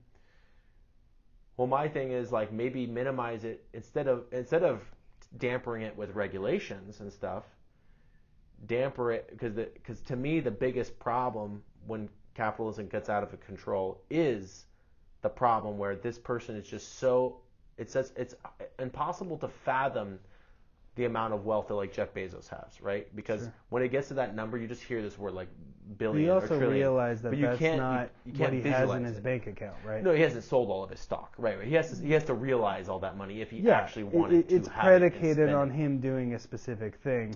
So it's like he has some value, well, a lot. He has it to the extent of that he owns a bunch of stock in Amazon. Yeah. The stock is in his account just like I have my trading account. Right. And I have these stocks. If I sell the stocks and withdraw the money, now I have the money and I can spend it. Sure. So for sure, when it said Jeff Bezos is 60, so I don't even know what it is, billion. Yeah, it's a lot. It's most of it is just because he owns a large share of Amazon. And Amazon stock is worth very high, which is why when Tesla bumped up in value in its stock price, Elon then became richer than Jeff Bezos. Not because Elon had more cash in his account. He doesn't. He actually keeps very little cash in his account. I mean, relative cash. So, yeah, no, for sure. It's not like it's, and I think I agree with you. Some people don't realize that. No, for sure. And they just I also think in it's misleading when they say Jeff Bezos paid no. I think they say Amazon paid no federal taxes. That I just heard that actually Biden said it in his thing where he was talking about all these companies not paying. They call them corporate taxes. Oh, you call them corporate. And I think it's better to categorize it because every single employee of Amazon pays paying income taxes, and it's matched Amazon by the pays. Corporate, they have to. They pay taxes per employee per hour. Payroll taxes. Taxes. So they are paying taxes. Plus a bunch of other shit that they also have to pay for. Plus, wherever they are, their buildings, they're paying property taxes on those. There's plenty of taxes that the companies are paying. Right. The tax code is written in such a way, if you are smart and educated. Right. That's why they were put there, because basically, if you're smart, you get to enjoy a free market. If you're not smart, you get oppressed by the tax code. The problem with that is it becomes really then it's easy. Unbalanced. It's very easy to take advantage of it if you have lots of wealth, right? Yes. Like Apple has done a stellar job of circling their flow of money in Ireland. Sure. But they actually have a problem because they kind of want their can't capital get it back. Yes. But if they do that because of what they did, now they're tax event. And I am not shedding a tear for Apple and their problem. I don't actually care. But yeah, you could look at Bezos and it's like, well, he's renowned for, we made a profit this year, spend it on blank. So don't reinvest it so we didn't make a profit. And I think that's, I'm not saying that's what Trump did those years that his tax returns came in, but people are like, Trump only spent $600, and I'm like, well, he was real estate. Any person who does real estate doesn't pay taxes. The tax code is very rewarding to real estate. Yeah. They don't know that, and so they're just like, then it looks bad. I spent more, or blah blah blah, and it's just like, yeah, but also realize that Trump employs tens of thousands of people. Sure. Bezos employs almost, I don't know if it's 100,000, but 50,000 people. And if we look at Bezos, what has he given to the world? Love it or hate it, Amazon is a gift to the world, what it has done. Right. And Google, similarly, it has helped so much. So there is inherent intrinsic value in that. Right. But I don't know if UBI will. Here, I will meet you halfway on it and simply say, I'm down to try it. And I think San Fran is going to try it, albeit they're going to try it. Well, there's a different county, North Carolina, that they did. Right, that's right. I heard about that. No, I'm not trying to be a dick, but a little bit tongue in cheek. It is kind of like, it's excluding. I think their target. They're it's predominant UBI only ethnic people, poor people, but only minority poor people. So basically, excluding poor white people. Right. Which is unfortunate. And it's racist. Come on, if you call it by anything else, I'm not saying, but I get it, but it's also kind of like, okay, whatever. But we'll see if it works. It probably there was won't. a different county in Northern California that was a more rural county, a poor rural county, and they did a UBI of I think it was $600 a month or something, and the results were overwhelmingly positive, and I think they had did their community? I think they had a control group where so half the community didn't get it. Right. So they had a set time period of they did a year. Mean. Okay, go ahead. I can't remember. No, I get what you're saying, but if that was true, how fucking mean would that be if your neighbor's getting sure. Oh man, that would just more so with much just the result of the study was just that a far majority of the people Yeah. used it on things they needed, like a car repair or whatever. Sure. You know, they didn't Right. use it on drugs or anything. Like some people would say, oh, well, poor people, they're just not spending on drugs or whatever, right? Okay. So that was good, and that there was an overwhelming, just less stress and a little more happiness as a result, because there was actually accounts of people being able to money can potentially free up free time. So the question is, what do you do in that free time now? Sure. And so for some of the people who are maybe working 2 jobs with 2 jobs, they might just do one job. They might do 1 job or like 1.5 jobs. Take a few less shifts at the bar as a bartender or whatever. And then overwhelmingly, the people that did that, what they spent with that free time was accounts of either like volunteering for like things, or being involved in a community thing, or a lot of it was just doing stuff with their children, like spending time with their children, going to the park, which is very important and valuable stuff. It's just the problem is that the market doesn't value that, right? And the market also doesn't value children's education, because that's a future thing, and markets only current oriented. Yeah. Markets are great at meeting current demands. Right. Markets are not great at meeting future demands, because they don't exist yet. It'll just adapt very quickly when those future demands arrive.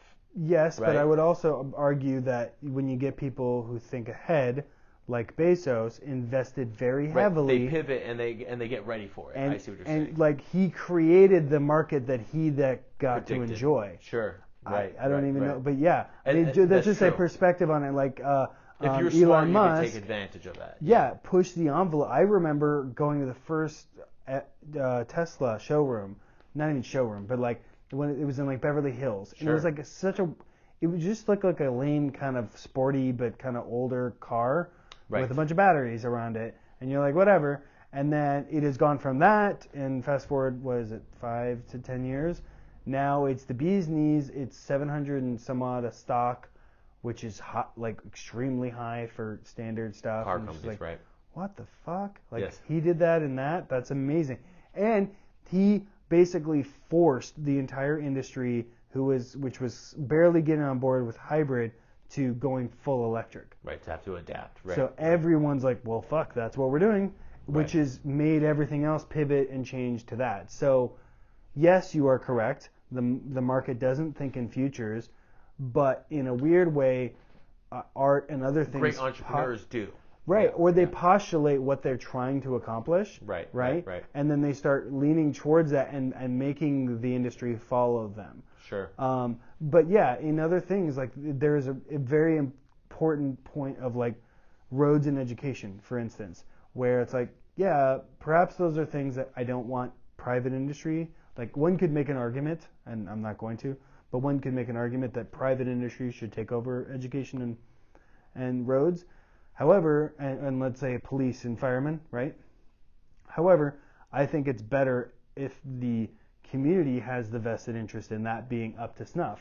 And corporations can contribute because they do benefit, and maybe they should just for the roads and education, but it should be a societal thing that we want this. This is our job, our responsibility. Right. You know what I mean? Mm-hmm. I don't want corporations to take even more responsibility from the parents to educate the kids or whatever. Right. I'm driving on the road. I want my Amazon driver to be able to drive on the road. I don't want potholes on the road. I want things to be kind of nice. Right. So, whatever. Yeah. But yeah, I think UBI is cool. I would love to see it in like a larger. Oh, it was Stockton, California. What I remember now was the small community that implemented it. Nice. Yeah, and like you said, the problem is, there's so many ways that it can be implemented too. Yeah. And and even like I was very excited for Andrew Yang, and Andrew Yang was kind of my Democratic candidate that I really was hoping, but obviously he was a nobody. He was super weird though. I'm like I know I like the idea, but like there's a couple things that he did that was just like. Okay. I don't know, and I could show them to you later. Sure. But it was just, I'm not saying weird in a bad way. It's just like he questionable behavior or something. Or questionable statements. Yeah, and it was also weird. Like there was a couple times where it's like, dude, why are you doing that? That like, are you not? you don't realize, like, are you a lizard person? Like, Yeah. not that bad, but it was just like a bizarre thing. Yeah. Okay. Which is saying something because Trump was super duper weird, so there's that too. But no, I did like the idea, and I'm down to try it. But as with anything, like especially something like that, it's like let's do a pilot program. Let's test it 6 ways from Sunday in different groups in different environments. Right. Find out what works. Right. And find out also where's the money coming from and what does that affect. Like that's where he got a lot of heat and hate from the Democratic side, was because he always tried to tiptoe around it, but ultimately his idea was that basically taxes increase. Well, no, to essentially eliminate any other type of money giving system that we currently have. See, that's what he wanted. I could get behind that. He wanted just UBI. Yeah. And that's all he wanted. Yeah, I could get behind that. He wanted to get rid of all the bloat of social services and stuff like that. But he couldn't say it because he would have got destroyed. But he should have said it, and then he should have this was his compromise. His compromise was that you get 1,000. Let's say you're currently getting $600 in benefit in disability or something. Yeah. You'll get another $400, and that'll be your 1,000. Yeah. Now let's say you're currently getting $2,000 a month in disability. You're not going to get any of the $1,000 UBI. Right. But we won't touch what you're getting right now. But then the idea is, because I think whenever you try to implement change, and that person makes also chaos, not even that bad idea. But his thing was just basically replace it with this new thing. Yeah. Whoever's existingly enjoying it, it'd be a big shock to a 16-year-old a retired person who's getting disability to like reduce it on them. So, okay, you can live out your years getting the current system, but we're gonna moving forward. It's this system. Sure. And this system will replace it and be way more efficient, because now we don't need a counselor to go check to make sure.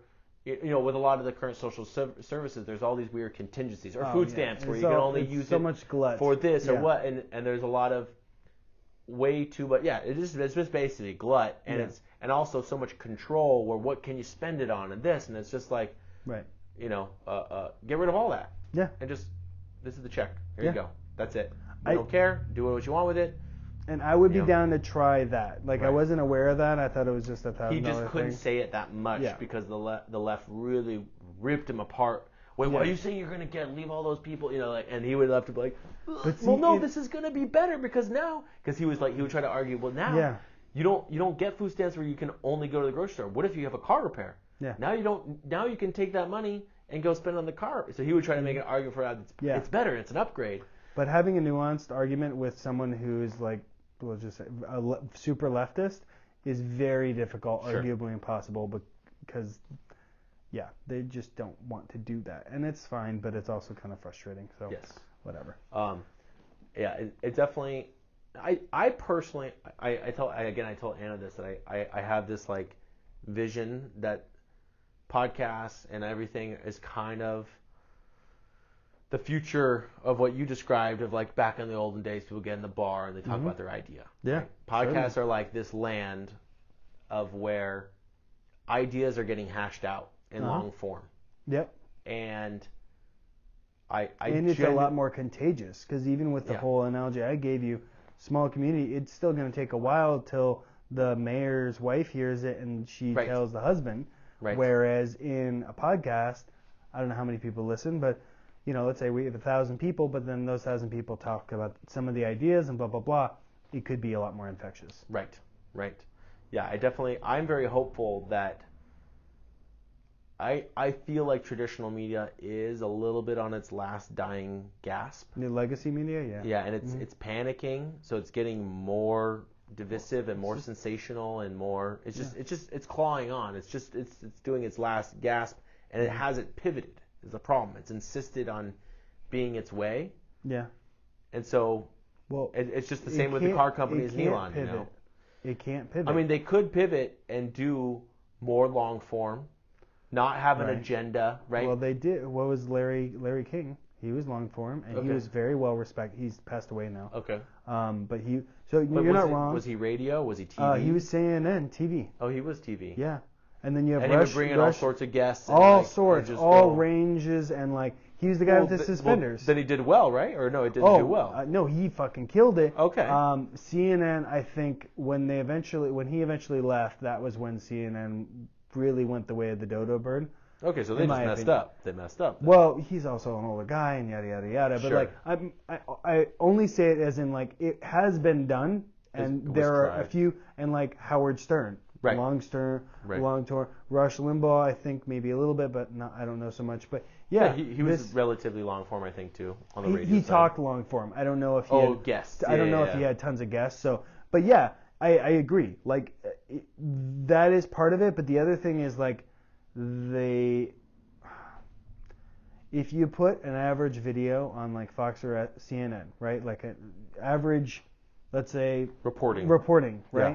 Versus someone, there's so many people on YouTube with like 1/10 the cost, right? Right. With 100x the views. Sure. And I'm not even talking, and let's say same thing, news based, right? Tim Pool versus a CNN about the same thing, right? Right. Tim Pool will have so exponentially more views and listens versus CNN, and he's like around a table with 3 people just talking about it. Right. Or he's just there with his beanie on and just talking about it with 1 or 2 like things to see on the screen, but otherwise it's him. Whereas CNN has all these beautiful graphics and makeup department and hair department did the hair of this lady and and arguably Tim Pool has way more information. It's less bias, and it's so much cheaper, and it's humanable, and they just won't do it because they can't meet them. They can't even. Anyways, so right. I'm not in disagreement you're saying with they what you're can't pivot because it's just there's no way they can compete because of the cost, basically, right? Yeah, I mean they're in for a what is it? In for a penny, in for a pound. Right. You heard that term? But yeah, it's just kind of like I can't see them pivoting. Like the movie industry, accidentally, because of COVID, has pivoted into this news streaming or like Netflix, the streaming service. Sure. Right. So like Paramount movie releasing on the service, but you pay a fee or whatever. Right. Like Paramount has their thing, and then you have Netflix and Amazon, and then Warner Brothers also has their thing, which is HBO Max. So and Disney has their thing. Right. So pretty much all the big dogs, 3, 4, 5 years ago, when Netflix really started hitting it, they were like, okay, we'll put all our stuff on Netflix. And then they're like, wait a second. And it took a while, and Amazon kind of came in and was annoying, Hulu and whatever. But now they're slowly pivoting because Netflix basically ate their lunch. Right. Like they tried to like kill Netflix and take all their shit off. And I remember that year. It was like a lame year on Netflix. I'm generalizing. I'm kind of joking. But then Netflix had to start making its own stuff. Well, yeah. Like if I give you $2 billion and I'm like, make films, make something to entertain me. I don't know how much a month, but let's say it was like $200 million a month to Netflix is what they were getting. It's like, Netflix, your only job is to entertain me as the viewer at home. And they're like, fuck, okay, just make shit. Just make stuff. Go. And they did. And it was like some fucking stellar shit that I don't even enjoy all of them, but like House of Cards, Orange is the New Black. And and something's going to be a home run. And that's okay. That has always been the whole industry. But what's amazing to me is, it's rather exciting to me. But what's amazing to me is it's getting even closer to how it should be. Which is, it's the right statistic. The statistic for movies is number of people who watched it. Okay, that's A. You can get into more nuance, like number of people emotionally reacted. Cried or whatever. Right, but that's a little bit more nuanced than whatever. But if your main thing is how many people saw this product, right? Or even how many times was it seen? Fine. Well, they can easily figure that number out. So if they make a blah thing, let's say Bright with Will Smith and Joel Edgerton, right? Really fun, silly, off points, it wasn't the best, but I really enjoyed it. It was entertaining. It was entertaining as hell. Yeah, that was great. And it's like, okay, would I have paid $15 to watch it? Probably in theaters, but maybe not, but maybe. But I've seen it 3 times. I don't know if I would have spent $45 to watch it. Sure. But Netflix, let's say, it was one of the highest viewed things of all time. So if they're looking at that and like, we spent $40 million and we got all of these views, and the game is views. So let's figure out how to make more stuff like this, but different, right? Right. And that's the game. It's like, how do we find it? And that's such a wonderful life game because you're just being pure. You're just trying to find out, like if you were a hunter and you're like, what animal can I hunt that requires the least amount of energy and time, but I get the highest return on? Right. Right? And so now it's a game. Now, do you always get that animal? No, you can't always find it. Sometimes you have to get a different animal. Sometimes it's a rabbit, sometimes nothing at all. But it is a game, and it's so in line with sheer survival and just kind of create and how life goes, where it's struggle, achieve, struggle, achieve, or whatever. Start, change, stop. And it's beautiful, right? And so I love seeing when things hit that wavelength of how life is and should, because that's kind of how life is and should. We, as we were talking about earlier, it's sometimes society, we get to this point where we're just like, what's the point? Like, we're not even going to the moon. Why am I here? What is the point of my existence? And it's so humdrum, and it's just like, you don't always have to wake up in the morning and, you know, to quote your sign right there, wake up, kick ass, and repeat. But you should be like, look, I want to do this with my life. And I challenge everybody listens to this, like, figure out something that you want to do that is going to be hard as fuck to do it. Okay? And it doesn't have to be impossible. It really actually needs to be possible, but hard. And then have that as your thing, and then ideally set up mini goals, and just every day at least think about it. And the more, and then you'll get to a point where you're thinking about it twice or 3 times a day, and eventually you'll get to a point where you're like, you just have this urge. Like, I had this urge the other day. Sorry to pivot so many times, but like, I listened to it and it was just like, oh, I was listening to a podcast and they were talking about, okay, the short story is he got a job as an ice cream scooper because there was a girl, right? Mm-hmm. And he's super wealthy now. And then the manager's like, oh, I need you to scrape the gum off the floor. Because when people taste ice cream, they put the gum on the floor. Okay. In my opinion, I'm like, just put a trash can there. But anyways, and he's like, oh, I was hired as an ice cream scooper. I'm not going to do that. And she's like, okay, you're fired. And he's like, what the fuck? You know? And it was interesting because for him, he realized at that point that it's just like, I don't really want to be an employee. And it was so weird and such a simple, like... Yeah. And so now... This was Kevin O'Leary, wasn't it? He's one of the Shark Tank guys? Yeah. Yes. I think that's his story. Yeah. When he realized he wanted to be the boss. Yeah. Right. And so I think about that when I go to work and my boss is asking me to do something and I don't like give him shit for it, but it's just kind of like, you know, I don't really like this. Like, I don't like how he yells, and I need to take control. Sure. You know, and that's my own thing. But whatever, it's just, and I have already my own goals and my own purposes, and I need to look at it more, move towards it more, whatever. So I think if nothing else, we as humans need to, take care of ourselves, take care of our family, take care of our groups, and expand, but also remember, like it's an ebb and flow circle that includes everyone, but it needs to go back to you and like a big it's ass your life. Totally. Yeah, it is. And they are all interconnected, but they are also individual. Like, you are not, if you're in a band, you are not your band, and your band is not you. Like, you're not inviting your band to bed with you and your girlfriend. Like, the fuck? That would be weird. Just a bad analogy, but you get my point. Like, sure. You're also not inviting 5 billion people into your 7 billion people into your home. Whenever you turn on Netflix. But such a weird.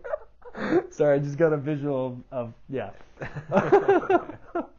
But reversely, it's like you're all part of the same thing. So find something that you really want to do that kind of, and just push for that. And I think that life will just be a little bit better because you can wake up, kick ass, and repeat. Right. Because there's something, you know? Yeah. And that was leading into what you were talking about earlier. It's like, there's a lot of people that are just like, Yeah. So that was beautiful. That was some good energy. I love hearing that, man. I felt it.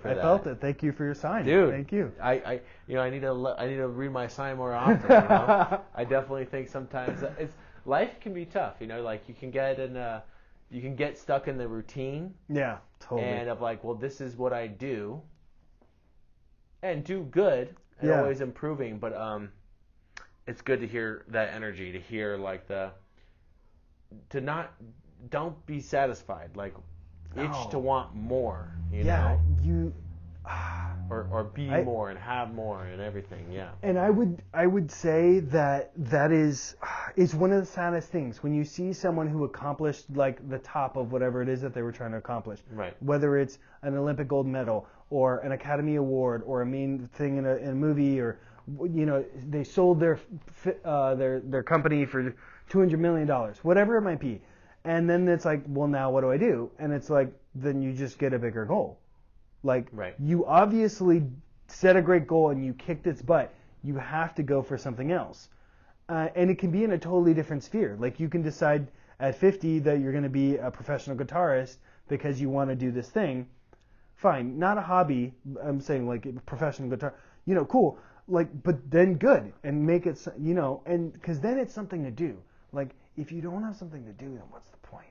And I will say that is one of the beauties, and I'm a little sad that I don't have kids, and I'm sad that so many people are not having kids. Sure. Of having children. Because in those moments of lull, right, I would say, if you're paying attention, you'll find that every day your kids push you. Yeah. Because they are growing. And so they will challenge you. And I'm sure you have some experience with this as a teacher. The saying goes is if you can't do, you teach, right? Sure. Whether it might, and I think there's some validity to that, but I also would challenge and say, but the best way to learn, the next level of learning is to teach. Sure, yeah. And so, it can be on a small level, or it could be on a big level, but if you're doing teaching right, you're challenging your knowledge by you having to re-explain it, reassess, recategorize, and put it in a way, and you're pushing your students and they're pushing you, and that's a daily for 18, 20, 50 years with children. Like, you're challenging them to improve their life, and you're trying to make them an amalgamation of you and your spouse and do better. Be better than me. Like, I think I did well. Be better. Be 10x better, right? And then reversely, they're like, well, mom and dad, you need to be better too. And there's nothing quite like that, and that I just get sad especially when I see like really handsome couples, really pretty couples, whatever the term, really beautiful, whatever. Anyways, yeah. And it's just like, guys, why are you not having babies? And, I also understand like, oh yeah, well, you need to be married, all that. It's fine. But like, it's also like, dude, just do it. Like, You're never gonna have enough money. Things are never gonna work out. You may never go to Guam and go and do that cool trip that you want to do. However, I think Ben Shapiro says it best. Simply put, it's like, without kids, your life is a scale of happiness, 1 to 10, right? Mm-hmm. Highest highs are 10, lowest lows are 1. Okay, cool. With kids, it's, highest highs are 100 plus. Sure. And lowest lows are 100 minus. Sure. And it's like, well, why would I want that? It's like, but 100 plus. And it's more often in the way plus, like over 10. It's way more often in the way 10 versus, lower than that. So, yeah, it's going to be a pain in the ass. You get less sleep, all this jazz, expensive, blah, blah, blah, blah, blah. But, like, oh my God, how fucking cool is it? Anyhow, sorry. Yeah. I love kids. Dude. And movies and stuff. So. Well, then you should have one. I know, right? My girlfriend, I'm supposed to put a ring on it. So that's the goal. So I need to. Yeah, okay. Which is like, I respect that. It is frustrating, but it's also like, no, that's the right way to do it. And like, okay, cool. We can because you need a team. You need a partner. Mm-hmm. Yeah. It's like you need a business partner because you're going into a business of raising a kid. Yeah, totally. And that's where, I've always wanted to be a dad and a kid. And my motivations are strongly that, which is I definitely believe that there's something about when you have a kid, they kick you in the ass. Oh yeah. And make you work even harder. And I just thought that was so appealing because, like, even taking we're in my gym right now. Right. Working out alone is hard. Yeah. It's a lot harder than when I've worked out with I've worked out with well, first of all, I've just gone to the gym with groups of people, and there's an energy in that. Yeah. I've also had a workout partner where we're pushing each other, and that was awesome. but in some cases we both were pretty hardcore, where we were pushing ourselves probably too much, Right. and we both kind of got injured, or we were not injured, but we were deteriorating, and Right. like It was elbow little, clicking and things, and like and it was like, whoa. And then we took a break from each other because we needed to heal, you know? Yeah, a little too much good. But and then there's also something about like groups and like team energy, and whether it's like a dance group pushing to do the performance. And if I was by myself, I would have stopped dancing 2 minutes ago because my heart's pounding. Yeah. But no, we got to finish this dance or whatever, Right. you know? Yeah. So you keep going. And I love that energy, and I love being pushed. Right. And definitely strong influences. Like I did gymnastics as a kid, or like Boy Scouts, all these things where you had people pushing you beyond your comfort zone. You're trying to find, oh, that's not the boundary. There's a boundary further. Yeah. Oh, I just broke through that. There's another. Where do I break? Yeah. Let's find where that is, and then like push over it, and then oops, okay, go back a couple steps. Right. You know, and that's why I've always wanted to have kids, because I feel like I think a lot of people feel this. When you become an adult, you feel more alone. Mm-hmm. You feel more on your own. Mm-hmm. You left the coop. You left your parents' house. Right. Your friends are you're not in school anymore. You don't see your friends all the time. Mm-hmm. Everyone's like kind of on their own now. Yeah.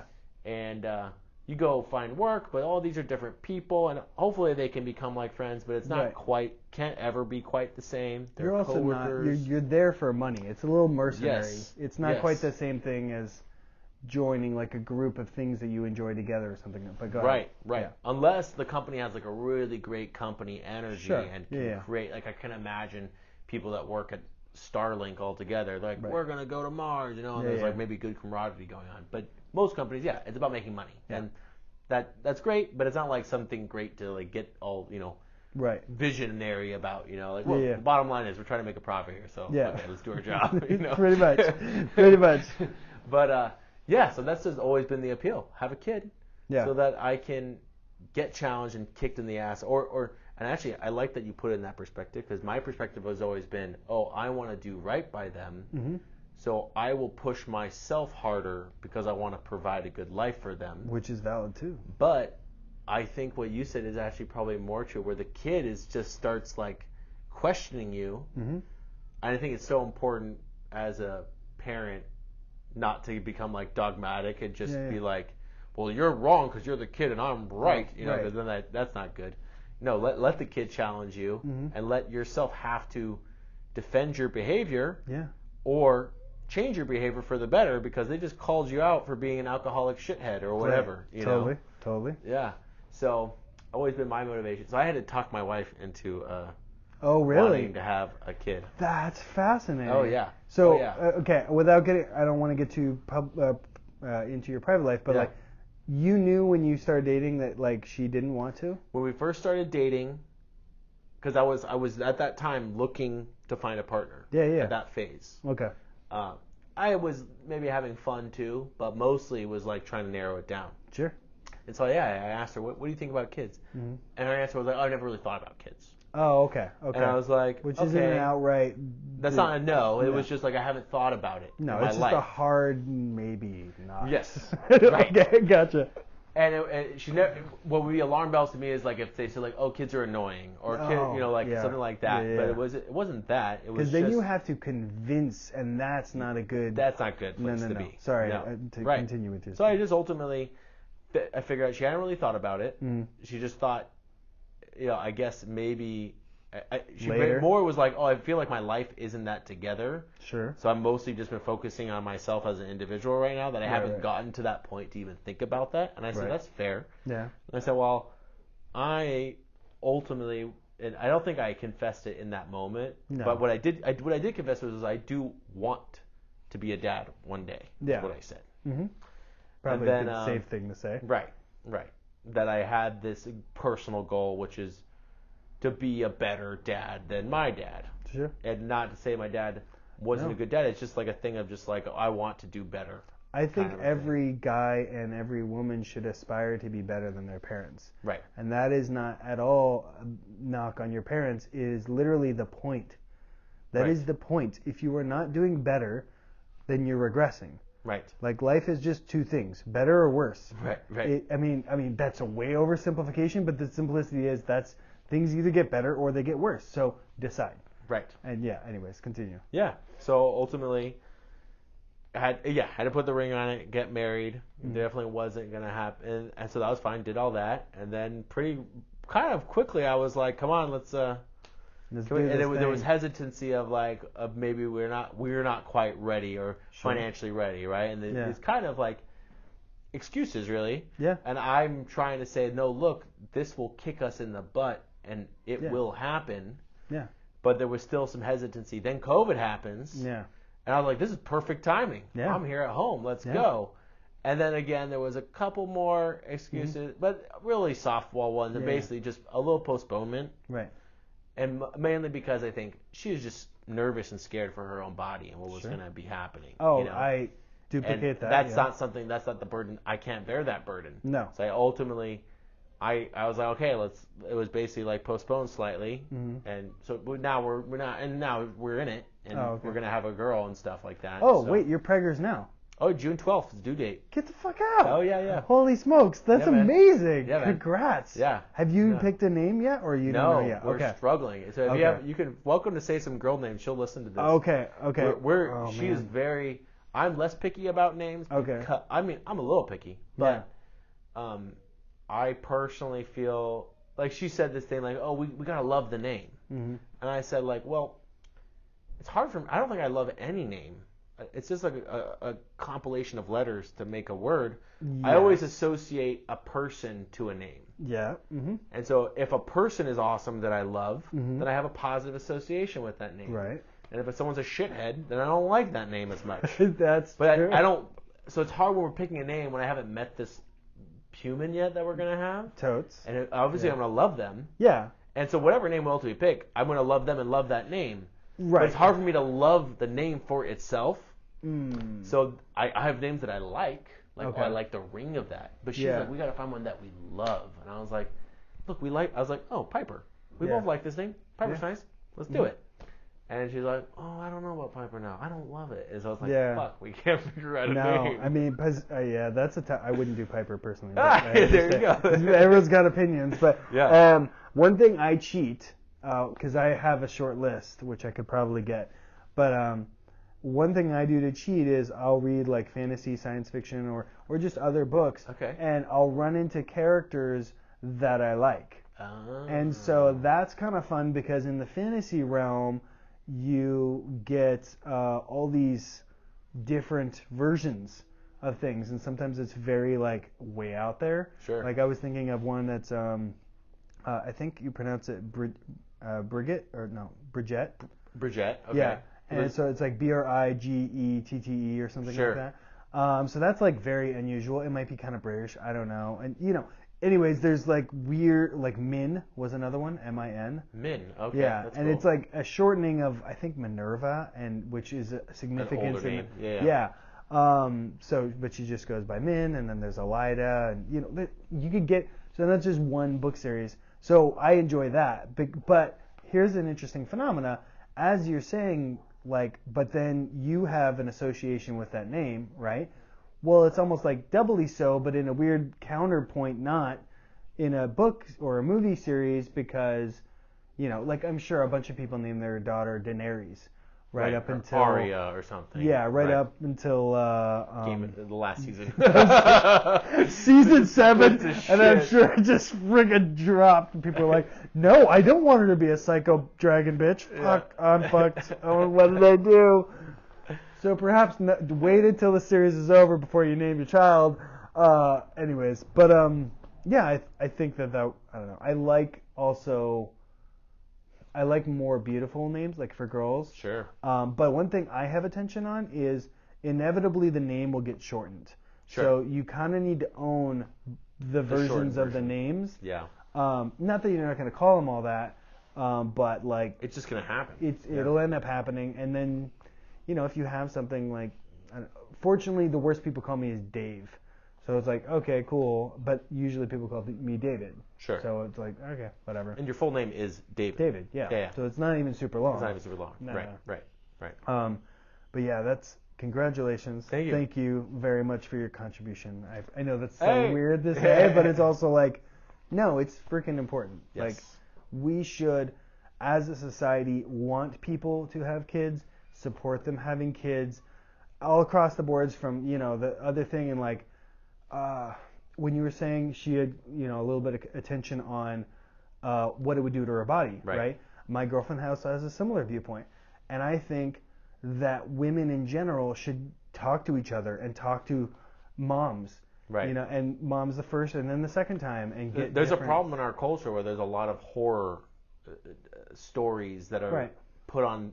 First of all, there's like movies that like really make it look scary. Which is always like the extremities. It's distorted. Yeah, it's distorted. But then also, but there is like she's now like she goes on forums and listens and like she's like, oh, I gotta stop on this forum. There's just too many moms like sharing about how they lost their body forever. Like it all went downhill after they had the kid. And it's like, does that mean you just didn't stop eating ice cream? Like, what is that? What does downhill mean to you? Like you stop going. Anyway, it's always dependent on the person and the body and totally and who their they lifestyle and everything. Yeah. No, I'm not worried about her. All she's gonna be great. She's still lifting weights and stuff. And she's like. That's awesome. People are like, are you even pregnant? She's like, 1 month left. Nice, nice. They're like, well, and that's another good way to do it. I knew a lady, tough as fucking nails, this woman. Mm-hmm. She literally, she'd go to the doctor at like 65, smoker, like most of, last 40 years, avid smoker. And the doctor's like, I seriously, you have the body of a 40-year-old, and I can barely tell that you smoke. And it's just like, wow. Now, that's her. She's a feisty woman, okay? Sure. Not everyone's like that. I'm probably exaggerating and coloring, or maybe whatever. But what was fascinating to me, she's telling me when she was carrying her kid, she was just doing stuff all the time, like the entire pregnancy, like, I'm going to pick up things, and, and not every woman needs to do it. And some women, like, literally, some women's pregnancy is just fucking horrible, like, the entire time. But then some women, it's just like, oh, okay, and then pop, and oh, that happened. So it is different, but I do love when women push. Like, they don't treat their body like porcelain. They actually push themselves, and actually, because you now have a little baby inside you, it's like a literal, you're feeding each other, in that way. So, yeah, but it's whatever. There's as many ideas as there is women who are pregnant about pregnancy. Oh yeah, there's so many ideas about how you should do things, and and even people are like, she's still doing the aerial, the circus stuff. You're still doing aerial and stuff like that. What? Mm-hmm. Is that safe? Like, and it's just no, it's not. Thanks for asking. Yeah. Oh goodness, people. But yeah, I'm excited for you. Definitely, kids I think are a great thing. Yeah, it's just I want to do it the right way. Yeah. I just think it's appropriate. Not to say that everyone has to do that. I just think that that's what my girlfriend wants, and hey, you should do what your girl. Ideally, happy girlfriend, happy life. Happy girl, happy life. Is that the saying? Yeah. That's right. Well, it's happy wife, happy wife, happy life. But I think it implies in general to girl you're dating, girlfriend, fiance, wife, mom. Right. If you make your mom happy, your life will be a little bit happier. That's true. Yeah. That's good advice. So it works all around. But anyways, dude, this was freaking amazeballs. Dude, awesome. Yeah. All right. Is there anything more you want to talk about? We've been going. Well, actually, let's see how long we go. We're over 2 hours. Holy shit. Okay. So 2 hours and almost 20 minutes. So we've done a good session. Okay. Yeah. But I haven't. We haven't let you talk much about any of like your. We talked more concepts in general, broad. Yeah. Anything personal about you? We could go into that if you want. But we could call it a night and always pick it up in a future one. Yeah, I think I'm good for this because I think we explored a lot of amazing stuff. I almost want to come next time and have more other things, but this was just so freaking amazing. And talking to you is terrific. You are awesome. Thanks. No, seriously, because it's one of those things some people you talk to, they just get very competitive, or you have two people who are in such agreement that it almost feels like a parroting or an echo. Right. Which neither of those things are inherently bad, but there is something to be said from based on what I've listened to, what your past podcasts and just in this conversation, we don't agree on everything. We agree on a lot of things, and maybe we agree on the concept, but there is something to be said with having the discussion. Like I had, and just another analogy or example is a coworker of mine, freaking awesome guy, but hilariously loud and obnoxious in the best way, right? But I love him. He's great. And sometimes we'll get into it on a particular thing. And part of me thinks he's just kind of saying stuff to just be feisty. Okay. But also not. Like sometimes he's like, no, seriously, I like blah, blah, blah. And so we'll get into it. And from an outsider standpoint, it looks like we're like going at it. But then we always go back to like, hey, no, it's all good. Like we can disagree. Or like, oh, good point. I didn't know. I'll look that up and like whatever. Yeah. And I think that is so important to have those discussions. And you can do them in little ways, right? And in small things. Like I went to the bank the other day and I asked the lady if they are still printing, because my girlfriend wanted $1,000 cash back for whatever reason. Nice. Right? Well, she's a good saver, so whatever. But yeah, and I was just like, oh, can we get it in 500s? And they're like, oh, we don't have 500s. So it became a discussion of which president was on the 500, when did they stop releasing it, blah, blah, blah. And it's just opportunities like that to have a discussion. Now, that wasn't a debate or anything, but it's if you don't challenge yourself to do that and be real with the people around you, not only do you not know them and they not know you, but you lose a bit, and your life is basically looking through this scope and this lens of what you're watching on your phone or what have you, or what. Right. So as opposed to go out and live life. Like it isn't just do your own things, it's also live life and explore, get ice creams, have debates, have discussions, but also realize you're all on the same team, because you are all in the same world band. You know, you might be in a different, smaller group, but you're still both humans. Right. And you're still on this planet. Like, you're still on the same team. So, I don't know. I guess I want to kind of leave it on that. And I freaking love how you made it safe for me to be here. That sounds cliche, but like, seriously, I felt like I was home and we're just two guys having a conversation, and it is stellar. So thank you very much. You're welcome. I want to finish saying, I was actually initially nervous about this.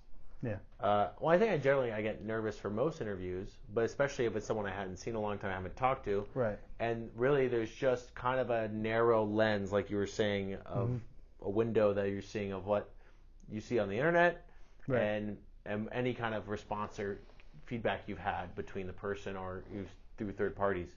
And so my brain, it's like, you're like this really conservative Trump supporting guy or whatever, right? And my brain mocks up an image of like a really like obnoxious, rude person or something like that, which you're not at all. Sure. Right? Only on Mondays. And I think it's wrong if that's what comes to people's mind, because that's what the media has created to show up in your head.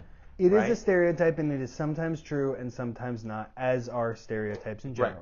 Right. So Right. But again, actually, I think sometimes, like, my dad's actually a pretty obnoxious guy. Obnoxious people can be fun and they can be great. Sure. It's just there's different types of people, and different types of people vibe with other kinds of people. Totally.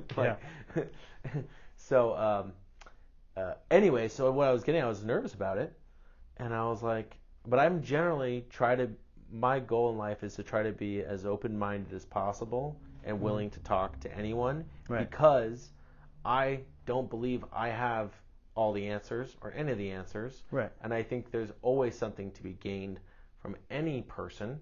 And this was like a very delightful conversation. Yeah. And it's actually very, it brought back a lot of reminiscent memories of the value of these kind of conversations happen in Boy Scouts a lot, where you go backpacking and there's nothing to do. You start sitting around a campfire and you talk about crazy concepts, or what if this would happen, or blah, and people and you arrive to some sort of harmonious, weird, chaotic conclusion, you know, and you go to bed and you're like, I feel pretty good. Right. And it can be totally silly, like who would beat who in Lord of the Rings or whatever was cool at that time, or before I wasn't really, but it could be something silly like that, but it all adds up together, and that's important. And talking about kids and all this other stuff, it's just, this was great. And we need more of this. More people who think that they're divided or on other sides do need to come together to a bar and have a drink with each other, and try not to only surround yourself with your own people all the time, right? Because it's important to live life and have experiences with the banker and with other people. And those people that you're maybe not in agreement with, if you can find at least a thing that you share agreement on, a common ground, you've basically effectively realized each other's humanity. Respect. Yeah. And you've made a step in my opinion, the right direction, which is we can agree to disagree, but we are all on the same team, and ultimately we all good people want the same thing. Right. So, which is just a better life for everyone. Yeah. For everyone. Beautiful, David. Rock on, Thanks bro. for coming, man. Thank you. Have a good one. All right.